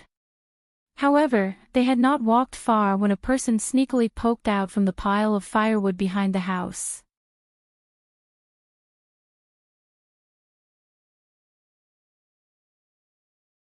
Chapter 86. The Gu family is finished. The person who came out was Jin Yuexiang, Liangzi's mother. Yesterday morning, they had lost 5 taels of silver. Hu Liang was even beaten up until he was covered in injuries. Just thinking about it made him feel aggrieved and indignant. This was especially true for Jin Yuexiang. She had always doted on her youngest son the most like a treasure. Even if he usually stole things, she would spit back when the villagers came to ask for an explanation. Not only would others not receive compensation, but they would also be scolded badly by her. Because of this, Jin Yuexiang became even more complacent. The more she fought, the more invincible she became. However, she did not expect to suffer a huge setback at the hands of a young lady yesterday. She could not beat her verbally or physically, and she even lost so much silver. The more she thought about it, the more her heart burned, and the more she couldn't fall asleep. But she did not dare to look for Gu Yundong. After pondering for a while, she thought of Madame Yang. Madame Yang was a fool. Even if she was bullied, she might not complain. She could even get Madame Yang to compensate her with the 5 taels of silver. Yes, her thoughts were exactly the same as Madame Fang's back then. Hence, she came over early in the morning. She hid behind the haystack and did not dare to move, waiting for Madame Yang to come out alone. Unexpectedly, Madame Yang did not appear. Instead, she waited for Feng Danning to come over and heard such explosive and exciting news. The Ping family, that was the Ping family. Gu Yundong had offended the Ping family. She had not only kept her tail between her legs, but had rushed to find trouble. She was definitely dead now. Jin Yuexiang was so excited that her face turned red. She couldn't care less about Madame Yang anymore. As she walked back, she told everyone that the Gu family was going to suffer. You don't know, but Gu Yundong is really bold. She actually said that the Ping family stole her things and is now going to settle scores with the Ping family. Do you think she's crazy? What kind of family is the Ping family? They're so big and powerful. Do they care about her things? Just you wait. The Gu family is finished. So what if she knows the county magistrate? One don't think the county magistrate knows her well. Otherwise, why would the Gu family settle in Yongfu village? If the county magistrate really had a good relationship with her family, he should have sent her family to the city or the rich Dagui village around the county. Jin Yuexiang was not experienced enough to know that settling down was not so easy. Now that the new emperor was in power, he valued refugees very much. Not to mention the county magistrate, even if the magistrate's relatives wanted to settle down, they had to follow the rules at this juncture. However, Jin Yuexiang's words still caused a commotion in the village. Everyone gathered together and whispered to each other. They found it unbelievable that Gu Yundong would dare to go to the Ping family to cause trouble. The Gu family is probably really done for this time. That house won't be built either. What a pity. One heard that it's built beautifully. I still want to take a look after the beam is up. There were also people who made sarcastic remarks. Serves her right. Look at how arrogant she was yesterday. She's so shrewish and vicious at such a young age. She's already difficult to marry. Now that she's offended the Ping family, who would dare to interact with them?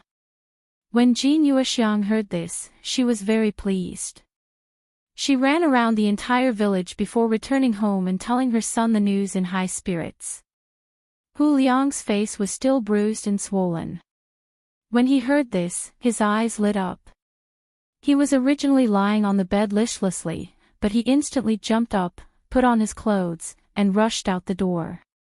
Jin Yuexiang hurriedly called out to him, "Where are you going?" "Ha ha ha ha ha, I'm going to take revenge."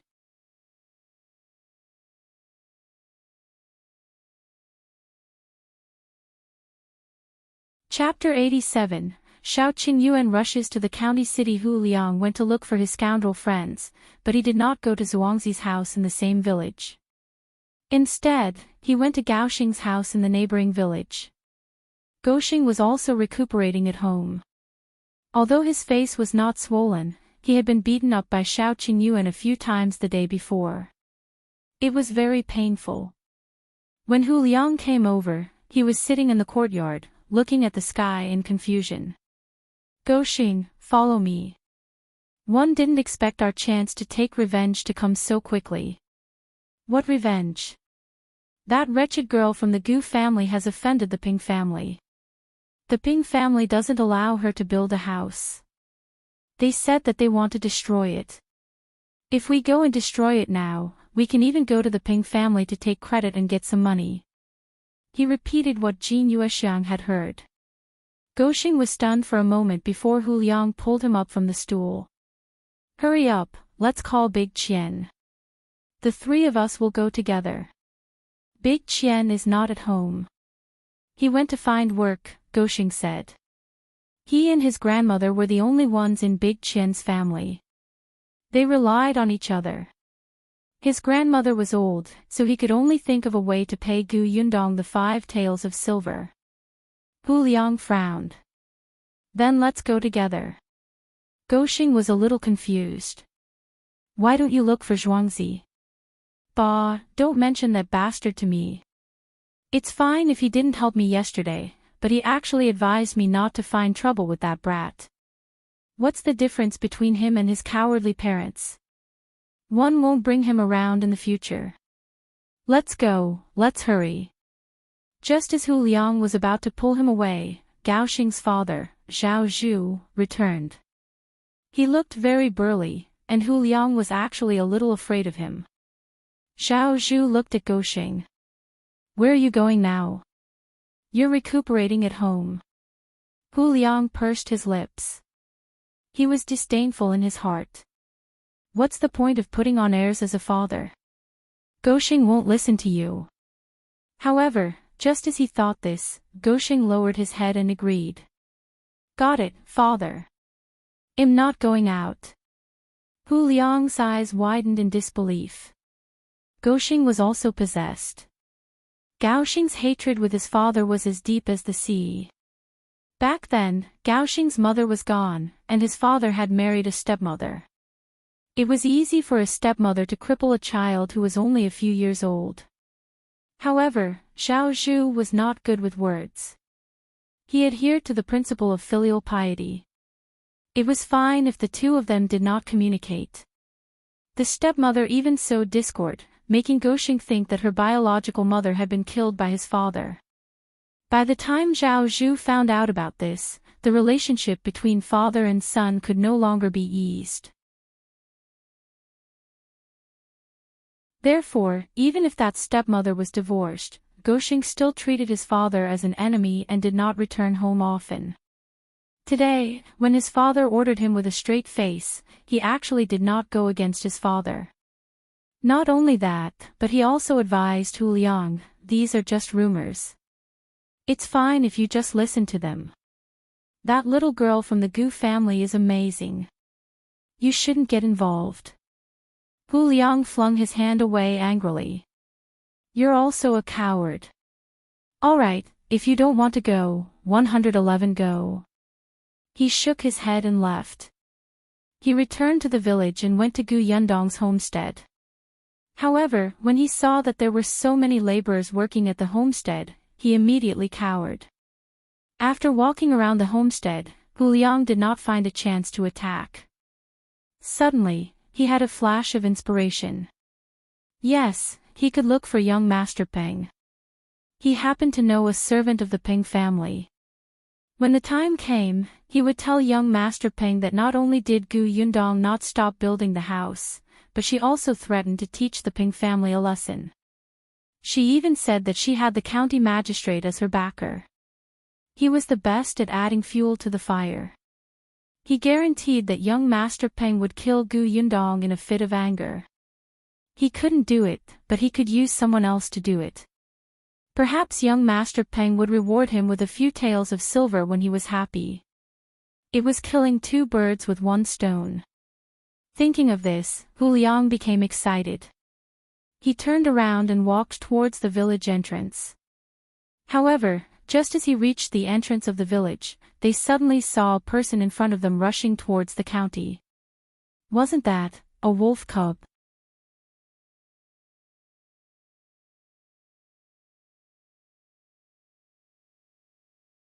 Chapter 88. Do you remember me? Hu Liang was a little afraid of Shao Qingyuan. It should be said that in the entire Yongfu village, there was no youth their age who was not afraid of him. Therefore, he immediately stopped and ran to hide behind a big tree at the entrance of the village. He was anxious, but he still had to wait for this guy to pass first. Fortunately, Shao Qingyuan walked quickly and disappeared in a short while. Hu Liang heaved a sigh of relief and rushed to the county city. However, there was Shao Qingyuan in front of him. He did not walk as fast as before. Shao Qingyuan did not notice him. He was also anxious. This morning, he woke up and went straight into the mountains. In order to confirm what he had said last night, he specially went to catch 2 pheasants. One was for the Gu family, and the other was for food. He asked Gu Yundong to help make a good meal. Unexpectedly, when he went down the mountain, he heard everyone in the village discussing the girl and the Ping family. He couldn't hear clearly, so he rushed home. When he ran next door, he saw Gu Yunshu comforting Madame Dong, who was running around in circles, not knowing what to do. Gu Yundong had a mysterious confidence in Gu Yundong. If his eldest sister said that nothing would happen, he would believe her. Then, he would obediently guard his mother and younger sister. On the other hand, when Feng Daning came to look for Gu Yundong, she was standing not far behind. The cause and effect could not be clearer. When she saw Shao Qingyuan coming over, he did not care that Shao Qingyuan and Gu Yundong were not familiar with each other. She subconsciously asked for his opinion. Only then did Shao Qingyuan know what had happened. He handed the 2 pheasants to Madame Dong and left in a hurry. Now, his mind was racing. He was thinking about how he could get back what belonged to Gu Yundong at the smallest price and teach Ping Zhongfei a lesson. He had never thought of letting Gu Yundong bear with this matter. Shao Qingyuan was not such a person. Therefore, he did not notice that Hu Liang was hiding behind the tree behind him. Shao Qingyuan walked faster and faster. In the end, he ran. However, after running for a short distance, a carriage came. Shao Qingyuan looked straight ahead and walked past it. However, the curtain of the carriage was lifted, and a lazy head popped out. The moment he saw Shao Qingyuan, the head immediately perked up. He hurriedly said to the coachman in front, "Stop, stop, stop." "Hey!" The carriage stopped dangerously. The person in the carriage poked half of his head out and called out to him, "Hey, hey, wait a minute. It's me. Do you remember me?" Shao Qingyuan turned a deaf ear. The person in the carriage quickly instructed the driver, "Turn around and chase after him." The carriage made a turn and ran quickly. Soon, it was parallel to Shao Qingyuan. Shao Qingyuan frowned and looked at him. He looked a little familiar. Oh, it was the young master of the Lu family, Lu Wei. This person had even rebuked Gu Yundong at Madame Fang's door yesterday, saying that it was impossible for the county magistrate to know her. Yes, his brain was flooded with water. There was no need to pay attention to him. Shao Qingyuan turned around and was about to leave. However, just as he lifted his foot, his eyes narrowed. His carriage, Lu Wei leaned out even more. If not for the servant holding him in the carriage, he would have fallen out. "Your name is Shao Qingyuan, right? Do you still remember me? One specially came to Yongfu village to look for you." Shao Qingyuan suddenly turned around and jumped into the carriage.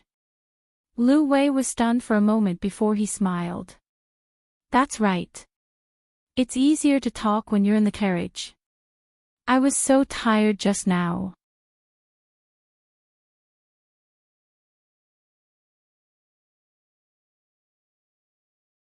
Chapter 89. Bring me. Shao Qingyuan said to the coachman, "To the county city." "Why are you going to the county city?" "To your Yongfu village. I came to look for you because I wanted you to bring me into the mountains to hunt. I'll give you 100 taels of silver. How about you bring me to hunt a roe deer?" Lu Wei was in high spirits and wanted to ask the coachman to turn around. However, Shao Qingyuan looked at him steadily and repeated, "To the county city." He had to listen to him if he had a favor to ask.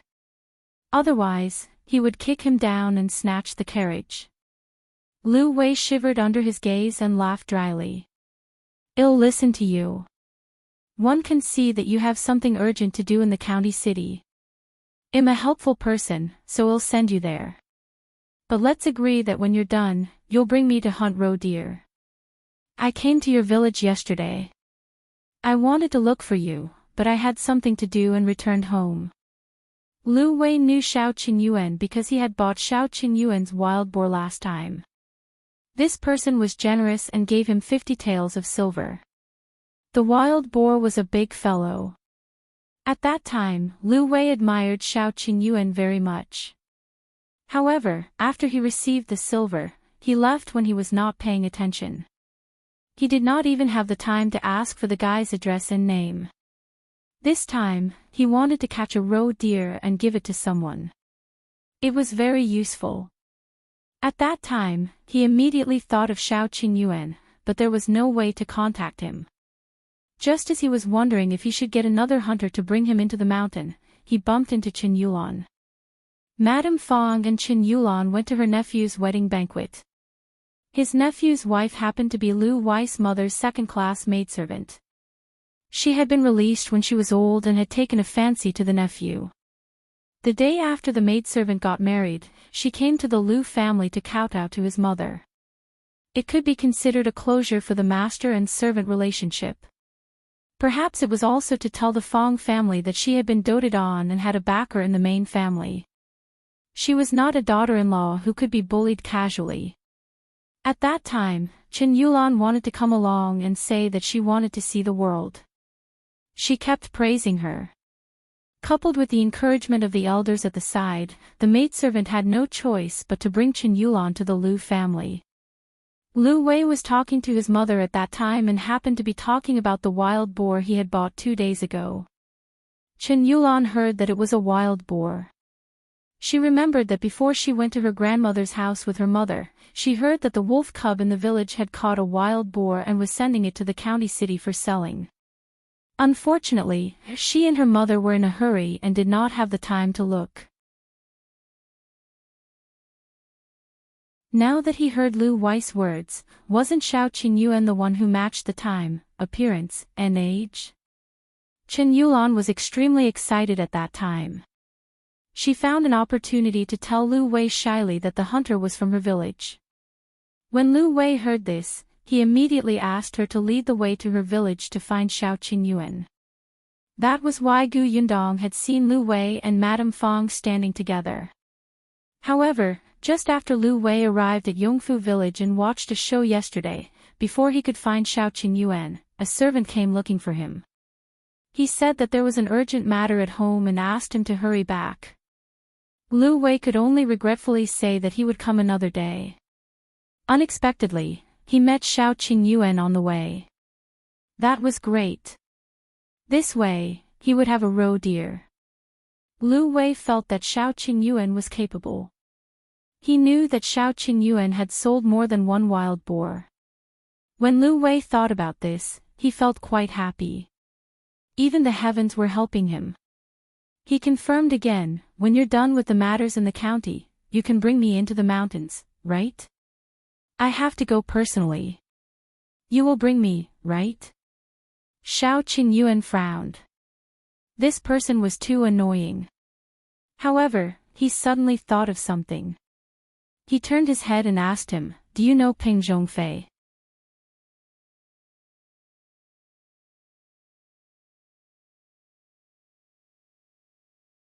Chapter 90, Poison My Lisu. Lu Wei was stunned. Peng Zhongfei. Of course he knew him. He patted Shao Qingyuan's shoulder and laughed. Yes, we know each other. We even drank together 2 days ago. They had even visited a brothel after that, but he could not say that. All right, bring me into the Peng house. The smile on Lu Wei's face instantly froze.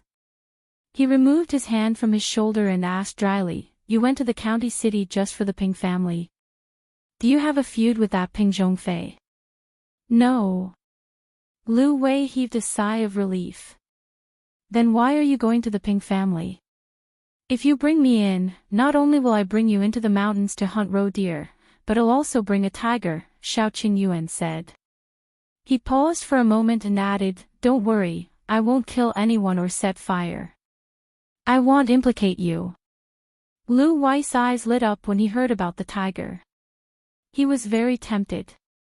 Besides, his relationship with Peng Zhongfei was only average. Everyone had bad friends. Moreover, he was only bringing this guy in. If something really happened, he could just deny it. The Ping family really didn't dare to do anything to him. The Lu family was just keeping a low profile. It wasn't like they didn't have a backer. The commoners didn't know, but how could he not know? The Ping family's official in the capital was only a 5th-grade official. In the capital, he had to tuck his tail between his legs. Moreover, with the roe deer and the tiger, he might have another backer after giving them away. Lu Wei thought for a while and nodded. Okay. His servant quickly pulled him. "Young master, if something happens later, do you want to be beaten to death by the old master?" The old master said not to cause trouble during this period of time. Lu Wei glared at him and looked at Shao Qingyuan with a smile. Then it settled. "You have to bring me along when you beat the tiger." The servant's face turned pale. Young master, you've been a little arrogant recently. Shao Qingyuan only nodded. He did not say anything else. In any case, he would let this guy stay on the tree when they entered the mountain, so that he wouldn't get in the way. Lu Wei happily instructed the coachman to speed up. He saw that Shao Qingyuan seemed to be in a hurry. Shao Qingyuan did not speak along the way. He ignored Lu Wei's desire to talk and lifted the curtain to look at the road ahead. He had thought that Gu Yundong and Feng Danning were slow because they were walking, and that he would be able to catch up in the carriage. Unexpectedly, they did not see the two of them even when they reached the entrance of the county. Shao Qingyuan frowned. Could it be that they had already gone to the Ping family? He quickly asked Lu Wei to bring him in. Gu Yundong did not go to the Ping family. Since Shao Qingyuan could find a carriage, she would not let herself suffer. On the way, she encountered a mule cart. After saying a few words, she got someone to take them all the way to the county, the Chang family. Feng Danning knocked on the door. Chang Fu's wife, Madame Wang, opened the door. When she saw them, she immediately wanted to close the door, but Gu Yundong pushed it open. Madame Wang was about to shout when Gu Yundong sneered and raised his voice. "Where's that thief Chang Fu?" Madame Wang felt guilty and subconsciously rushed out to take a look. As expected, she saw someone sticking his head out from next door. She immediately closed the door without a word and came back to her senses. "Who are you? Why are you shouting at my house?" Gu Yundong ignored her and went straight in. She saw Chang Fu happily drinking wine and eating some side dishes. Yesterday, young Master Peng had rewarded him with 20 taels of silver. Gu Yundong pulled her up. Chang Fu frowned and glared at her. "What are you doing? Where did this wild girl come from?" Before he could finish speaking, Gu Yundong threw something into his mouth and closed it forcefully. "Swallow it." Chang Fu swallowed it and widened his eyes. What did you feed me?" "My Lisu."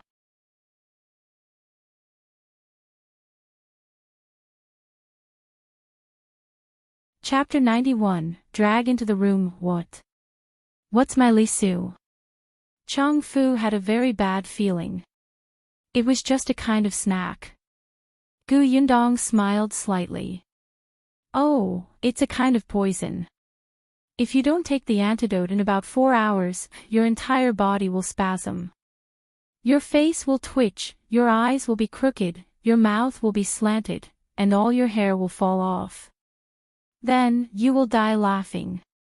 When Madame Wang heard this, her face immediately turned pale.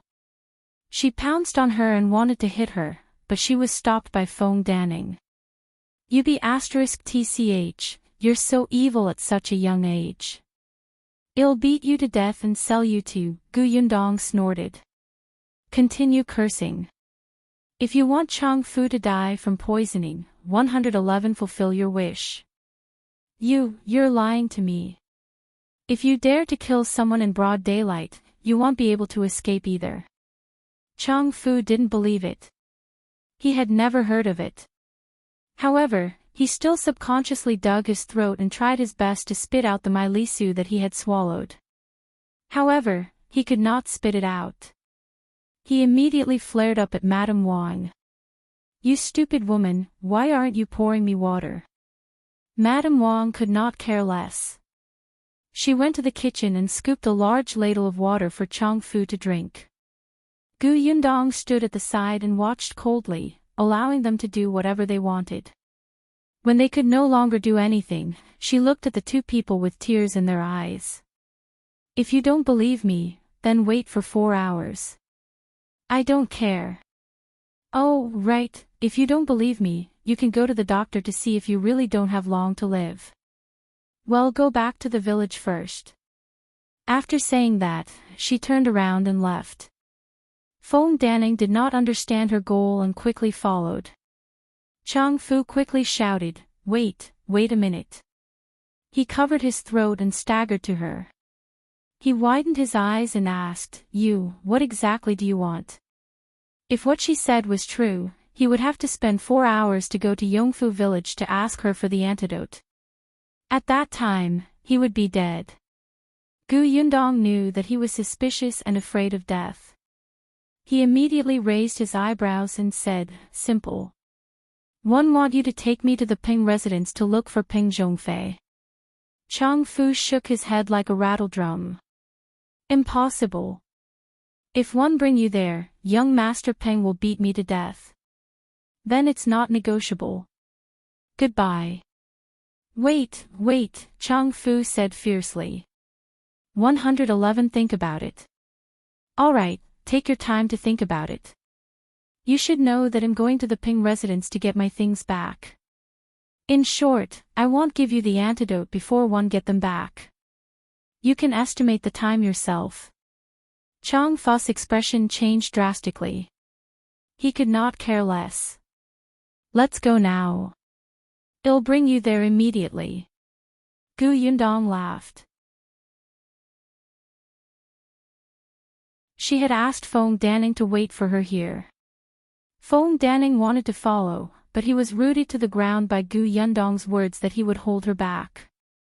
Yundong had asked him to follow her to the county because she wanted him to bring her to the Chang family. Only Chang Fu and Yundong were going to the Ping residence. Chang Fu did not dare to delay at all and found the nearest way to the Ping residence. He had just been there yesterday, and Ping Zhongfei was quite amiable to him. Therefore, when he said that he had something urgent to discuss with young Master Ping today, the gatekeeper did not stop him. However, when they were about to reach the Jinglan manor where Ping Zhongfei lived, the servant at the door stopped them. Eldest young master is discussing something with young Master Lu. Wait here. Chang Fu was burning with anxiety, but he did not dare to act rashly. He could only hope that Lu Wei would come out sooner. Yundong, on the other hand, was calm and composed. She was still in the mood to size up the huge Ping residence.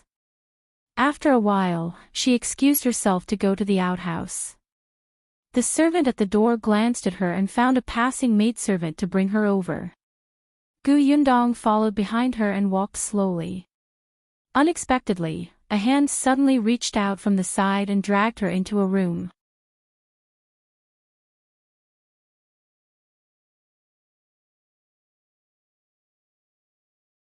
Chapter 92. Going all out. Yundong's expression changed and she moved her elbow backward. It's me. A familiar voice came from behind her, conveniently blocking her elbow. Yundong was slightly stunned. She turned around and saw Shao Qingyuan's expressionless face. She was surprised. Why are you here? Shao Qingyuan saw that she did not realize that she was still in his arms, so he pretended not to know anything. He only lowered his voice and said softly, one came with young Master Lu. Young Master Lu. The one who's chatting with Ping Zhongfei. You know him. I'm not very familiar with him. He's the rich young master who bought our wild boar last time. He's also Lu Wei, who said that he was classmates with the county magistrate's young master yesterday. He wants me to bring him into the mountains for 100 taels of silver. After a pause, Shao Qingyuan continued, I heard that you came to the Ping residence to look for Ping Zhongfei. Young Master Lu happened to be here, so I came to take a look. Yundong blinked. Are you here to help me? Shao Qingyuan was silent for a while. I went into the mountains this morning and caught 2 pheasants. I want to eat salt-baked chicken tonight. Yundong was speechless. You've worked hard enough for food. Shao Qingyuan nodded. I've never eaten it before. It's said to be very delicious. Poor child. Although Yundong was also an orphan, she had eaten good food from kind people when she was young in the orphanage. How do you plan to take back your things? Shao Qingyuan looked at her pitiful gaze and his heart skipped a beat. He had the desire to change his excuse. He was worried that if this continued, it would backfire, so he hurriedly changed the topic. When Gu Yundong heard his question, she suddenly realized that she still had important things to do. Only then did she realize that the two of them were so close. She immediately retreated and said, "What else can I do? Of course, you'll beat that Ping Zhongfei up and make him return the thing to me." Shao Qingyuan, Gu Yundong saw that he wanted to say something but did not know where to start. She was amused. You really believe me? I'm not a fool. Besides, her main goal was not to get the blueprints back. Without these two, she could draw a better one. However, once the house was built, Ping Zhongfei could still find someone to smash it. Hitting someone was a bad idea. Let's be serious. Do me a favor. Not only will I make salt-baked chicken for you tonight, but I'll also cook spicy chicken for you. How about that? Gu Yundong had a seductive look on her face. Shao Qingyuan felt that these words sounded a little familiar. After thinking for a moment, he remembered that he had seduced Lu Wei like this before. How is it? Are you going to help me? Don't worry, it's just a small favor.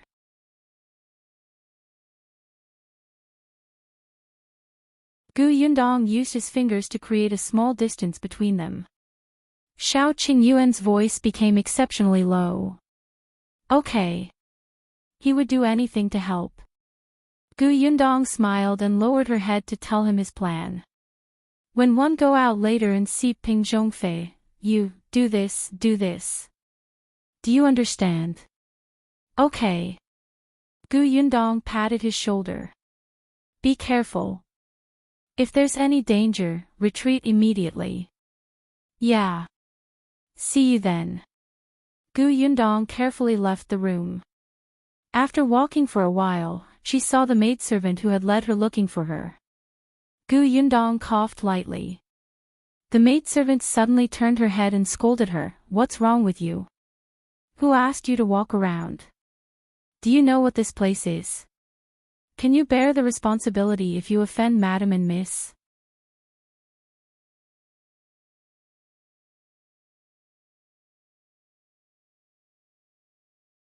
Chapter 93. It'll save your life, you walked too fast and left me behind. Do you think you're in the right? Gu Yundong glanced at her. This servant girl seemed to have a sense of superiority. When she saw that Gu Yundong was wearing ordinary clothes and was not a decent person on the surface, she distanced herself from her in disdain. There was at least a 10-meter gap. You. The maid pointed at her angrily. Sure enough, you came from a poor place. You don't know the rules. Gu Yundong turned around and left. The maidservant was even more furious and ran up hurriedly. Where are you going? Qingyuan Manor. She had only come out to understand the structure of the Ping residence and make some small moves. There was no need for that now. This time, she walked quickly, leaving the exasperated maid far behind. When Gu Yundong arrived outside the courtyard, Chong Fu was anxiously waiting for her to return. You're finally here. Young Master Peng asked us to go in.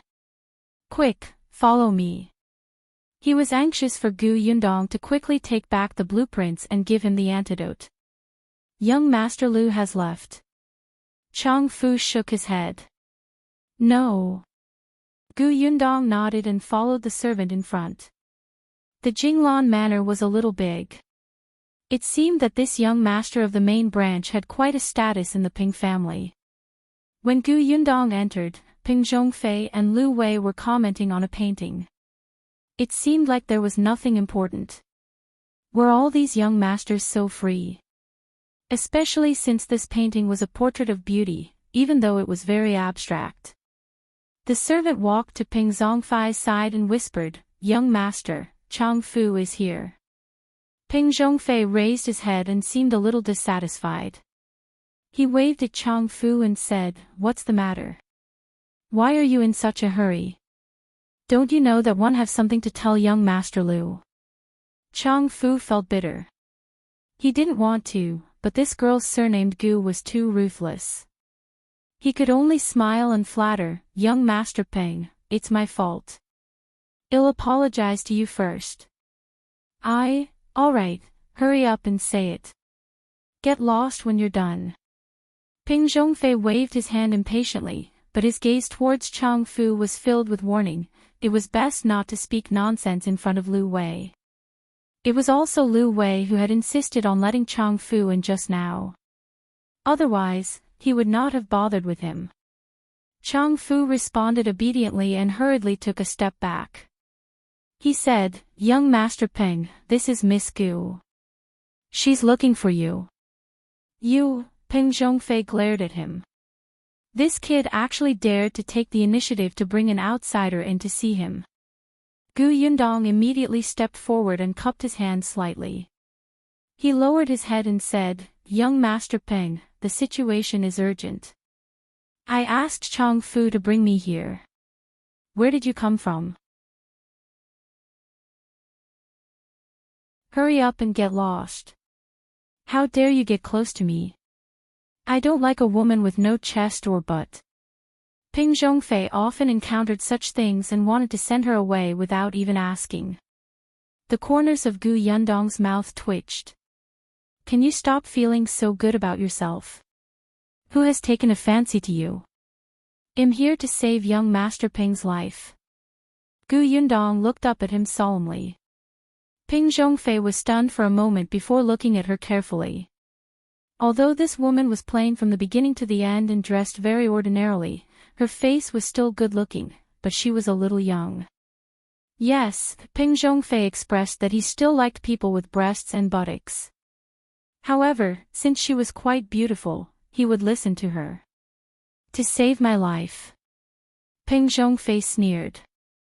"You? Why didn't one know that I was going to die?"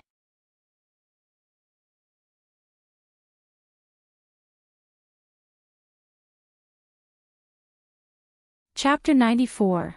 Because of the blueprint. Gu Yundong stepped forward. "Young Master Peng doesn't know me yet, so 111 introduce myself first. My name is Gu Yundong, and am the owner of the 3 drawings that young Master Peng obtained yesterday." Ping Zhongfei's expression suddenly changed and he suddenly sat up straight. "Get out. What 3 blueprints? Those blueprints belong to our Ping family. Not only did you steal them without permission, but you also want to call me a thief. Why? Do you really think I, Ping Zhongfei, am a kind person? Someone, drag her out and break her hand." The servant outside the door immediately ran in and pulled her back. Chang Fu was extremely anxious. On one hand, he was afraid that Ping Zhongfei would blame him. On the other hand, he was afraid that Gu Yundong would die and he would not have the antidote. However, Gu Yundong was not anxious at all. When the servant came over, she would hide. As she hid, she shouted anxiously, "Young Master Ping, you can break my hand, but one still have to tell you that there's something strange about those 3 blueprints.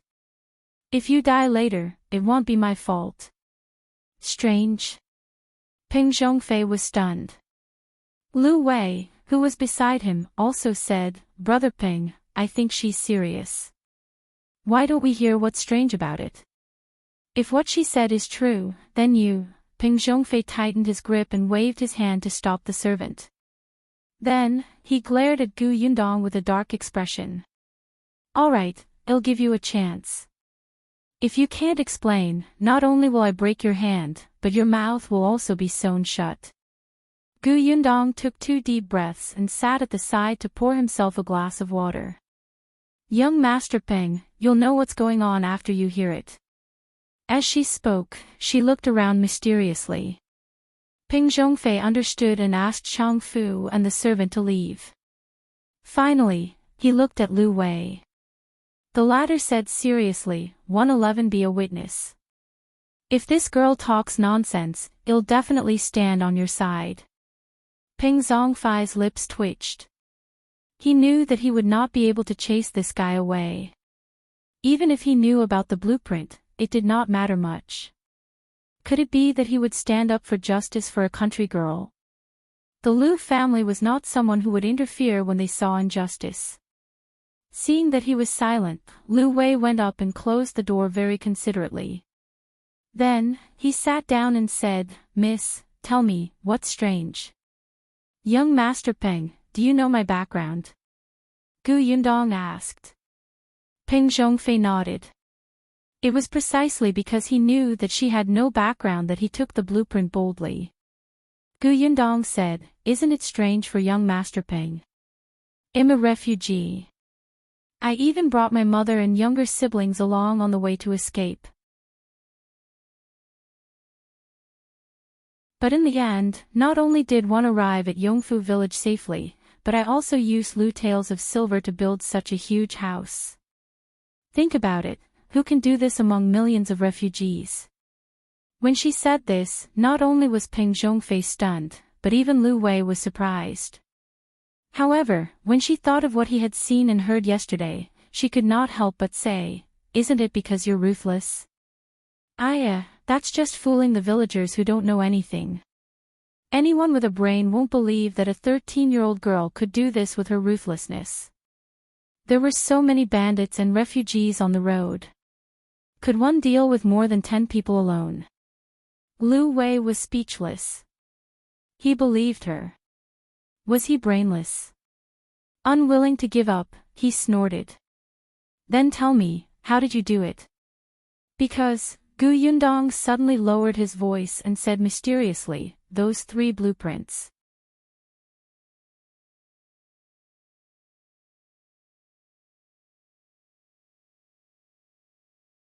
Chapter 95. Tearing them to pieces. Peng Zhongfei and Lu Wei felt an inexplicable chill down their spines. What does it have to do with those 3 blueprints? Of course it's related. Let me tell you, on the way, I met a very strange old man. Gu Yundong expressed that if she was given a fulcrum, she could make up a whole story. Before that old man died, he gave me those 3 blueprints and said that they were his life's work. At that time, one even thought that you drew just these 3 blueprints for your life. You're too useless.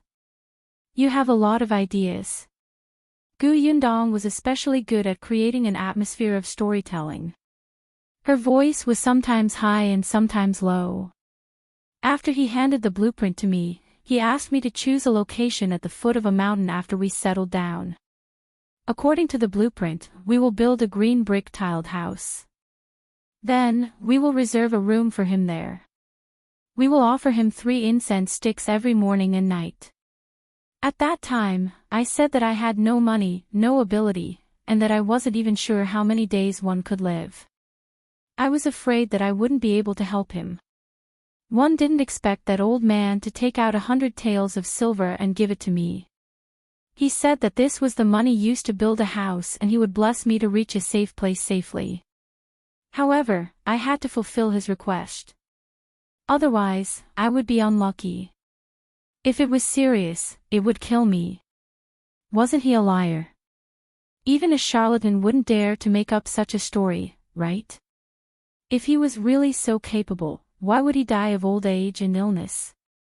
I didn't believe that he's so capable. However, on account of the 100 taels of silver, one still helped to hold his funeral after he died. As for the 3 blueprints, I felt that it was a burden to keep them, so one tore them up. Then, a terrifying thing happened. Gu Yundong swallowed hard as she spoke. She widened her eyes and looked terrified, causing the other 2 to hold their breaths. Gu Yundong said, "After tearing the blueprints, I didn't take them seriously.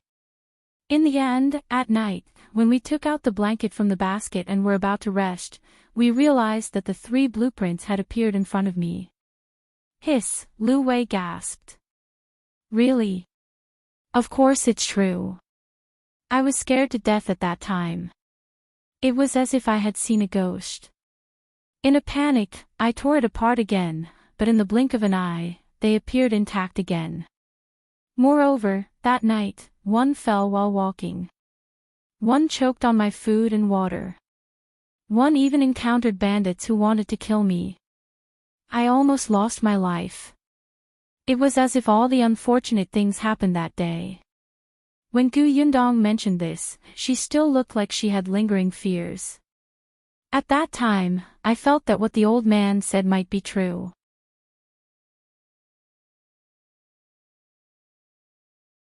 I didn't dare to be disrespectful, so I kept the blueprint well. In the end, one really survived with my mother and younger siblings. So when one arrived at Yongfu village, I immediately chose a land with a backing and built a house. I didn't expect that the blueprint would be taken away by young Master Ping this morning. I panicked. Young Master Ping is the precious young master of our county's Ping family. If something happened because of me, wouldn't I be unable to absolve myself of the blame even if I died 1,000 times? One rushed over. One thought that before the situation was too serious, one would quickly explain it to young Master Ping. Ping Zhongfei and Lu Wei felt like they were listening to a heavenly book. Their faces were filled with disbelief. However, people nowadays were still very respectful of ghosts and deities, especially when Gu Yundong said it in a terrifying manner, as if it really happened. However, it was not as if she could say whatever she wanted. Ping Zhongfei snorted. Don't tell me you're making up a story. Who knows if it's true? That's simple. If young Master Ping doesn't believe me, you can take out that blueprint and tear one to see if it will appear intact again. Ping Zhongfei frowned. He gritted his teeth and really took out the blueprint. Then, in front of Lu Wei and Gu Yundong, he tore it into pieces, the kind that could not even be pieced together. Gu Yundong lowered his head and smiled.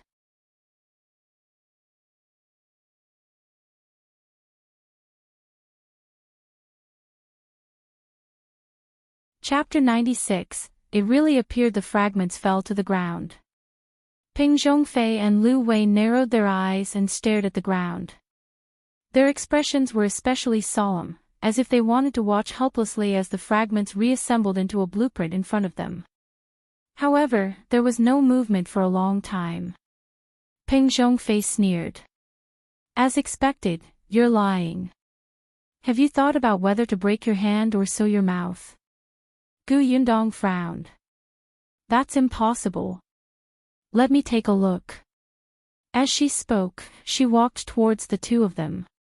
When she walked behind Ping Zhongfei, she gently touched his back. That action was instantaneous.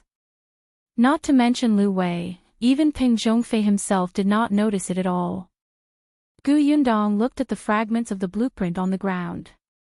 When she met Ping Zhongfei's gloomy expression, she suddenly shivered.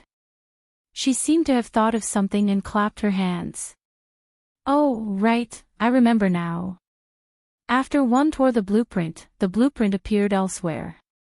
Why don't we look in the room? Ping Zhongfei suddenly turned around and stretched out his hand, almost hitting her eyes. You still want to stall for time and play tricks, right? Before he could finish speaking, Lu Wei, who was standing beside him, suddenly took a big step back and knocked over 2 round stools by his feet, making a dull sound. Ping Zhongfei frowned and turned to look at him. He saw Lu Wei staring at his back in shock. The blueprint has indeed appeared. Where? Ping Zhongfei panicked for a moment, but he still forced himself to calm down. Lu Wei pointed at him. On your back. This was too strange. Lu Wei wiped his eyes forcefully, looking like he couldn't believe it. Impossible. Ping Zhongfei shook his head. His hand subconsciously reached back, but he stopped halfway. He swallowed his saliva and asked, Is it really, on my back? Lu Wei nodded desperately. Ping Zhongfei instantly felt cold sweat on his body. After a pause, he closed his eyes and suddenly pulled the blueprint off his back. As soon as he saw the contents of the blueprint, Ping Zhongfei widened his eyes and sucked in a cold breath. He threw the blueprint away. Gu Yundong was quick-witted. Before the blueprint fell to the ground, she hurriedly grabbed it and exhaled softly. Then, she looked up at Ping Zhongfei and whispered, Young Master Ping, I'm not lying to you, right? Ping Zhongfei walked far away from the blueprint. He wanted to squeeze out a smile, but he could not. He couldn't help but mutter, impossible. This must be a trick of yours. Impossible. Gu Yundong was very kind. Then why don't you tear another one? Get lost. What kind of stupid idea was that? Gu Yundong carefully placed the blueprint in her hand on the table and gently smoothed it out.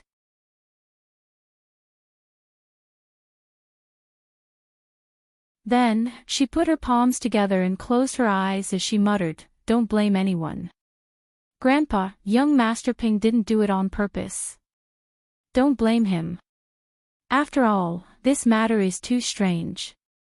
Not to mention young Master Ping, no one will believe it." Ping Zhongfei was crept out by her. He felt that there was really something in the room. Fortunately, there were two people here. He chuckled dryly. That's right.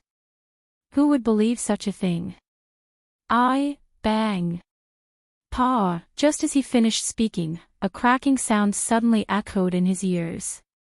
Other than Gu Yundong, Ping Zhongfei and Lu Wei were so shocked that they almost jumped up. Their expressions changed instantly.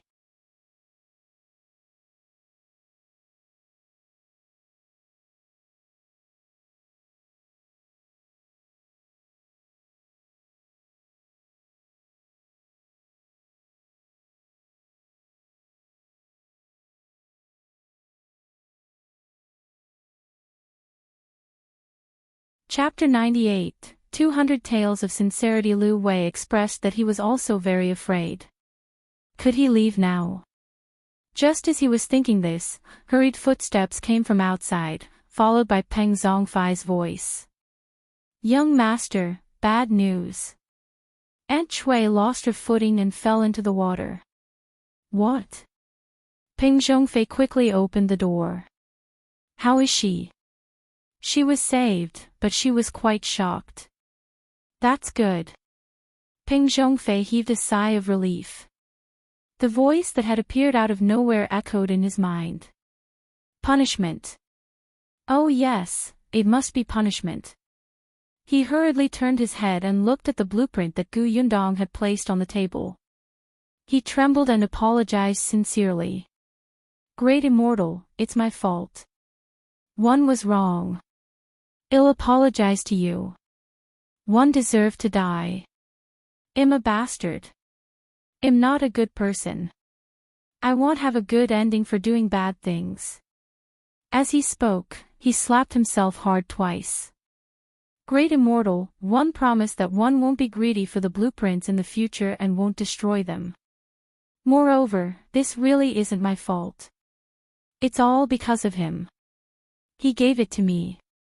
111 Deal with him later. With that, he looked at Gu Yundong. Is this okay? I don't know either. In the past, one was unlucky when I tore up the blueprint.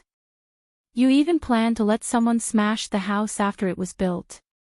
The situation seems to be more serious than mine. One don't know if he will accept your apology, Gu Yundong said awkwardly. Just as she finished speaking, the servant outside the door said in a panic, Young master, Black Wolf. Black Wolf suddenly foamed at the mouth and fell to the ground. The Black Wolf was a wolfhound raised by Peng Zhongfei. It usually ate raw meat and drank hot blood. It was raised very ferociously. Not to mention the people outside, even many servants in the Ping residence were bitten until they bled. However, Peng Zhongfei liked it very much. He felt that this dog had a wolf's nature. He often trained it to bite living creatures, including humans. Now, this dog died an inexplicable death. No, how could it be inexplicable? Peng Zhongfei knelt on the ground this time. He was so frightened that his voice trembled. Great Immortal, please spare me. I was blind to not recognize you. One was wrong. Give me a chance. 111 Offer you 3 incense sticks in the morning and night. 111 Buy you the best tribute. How about this? I'll pay for your house. Please spare me this time. Gu Yundong's eyes flickered. He was finally getting to the point. Young Master Peng, don't be like this. Actually, Grandpa is not a bad person.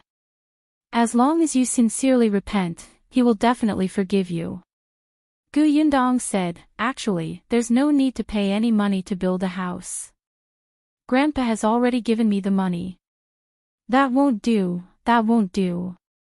One have to give it. How about this?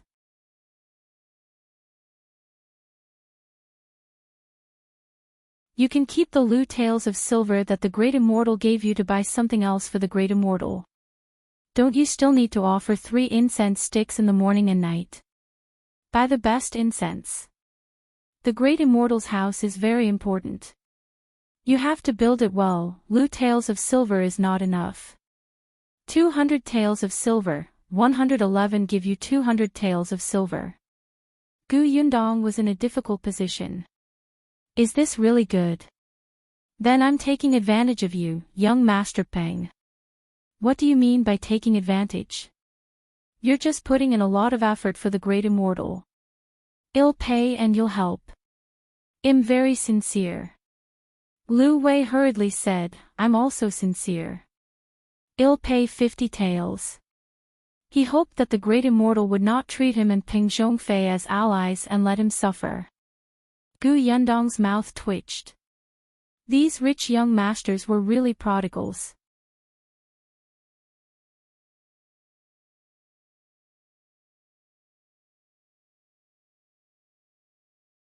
Chapter 99. Perfect resolution. After Peng Zhongfei said that he would pay, he waited for another half an hour. When there was no more bad news outside, he slowly heaved a sigh of relief. It seems that the Great Immortal has agreed, right? He looked at Gu Yundong and asked for confirmation in a low voice. Gu Yundong thought about it and nodded uncertainly. Probably. As soon as she finished speaking, another voice sounded in the room. This time, it was different from the previous time. It was a voice that was difficult to tell if it was male or female. At least you know what's good for you. In the future, you're not allowed to cause trouble for the Gu family. You're not allowed to say a word about what happened today. Yes, yes, yes. Peng Zhongfei and Lu Wei nodded repeatedly. Gu Yundong took the opportunity when they were not paying attention to retract the recording pen.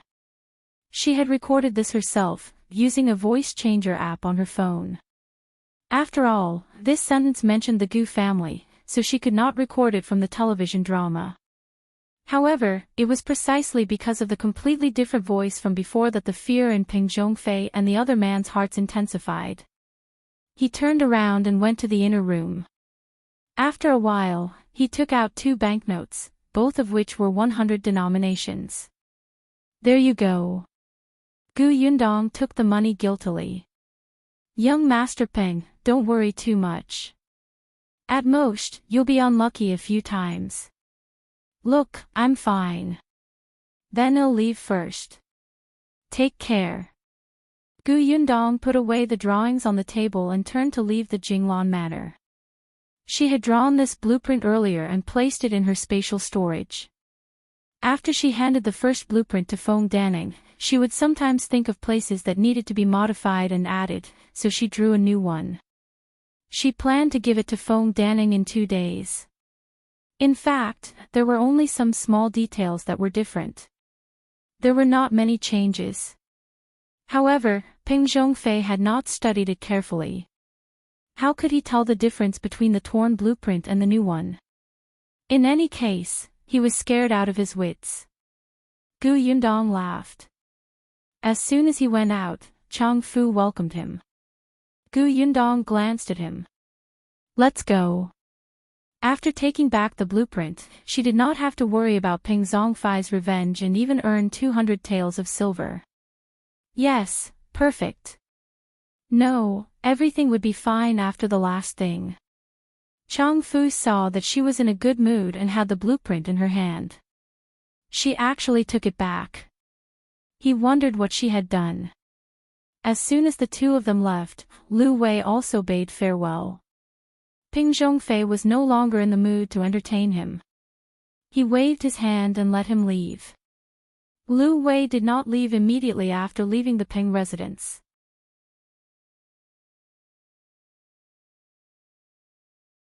He found an alley and stopped, waiting for Shao Qingyuan in the carriage.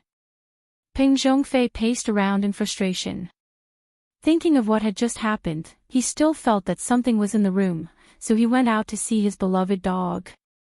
The servant hurriedly followed, but he was sent away by Ping Zhongfei to clean up the broken vase on the ground.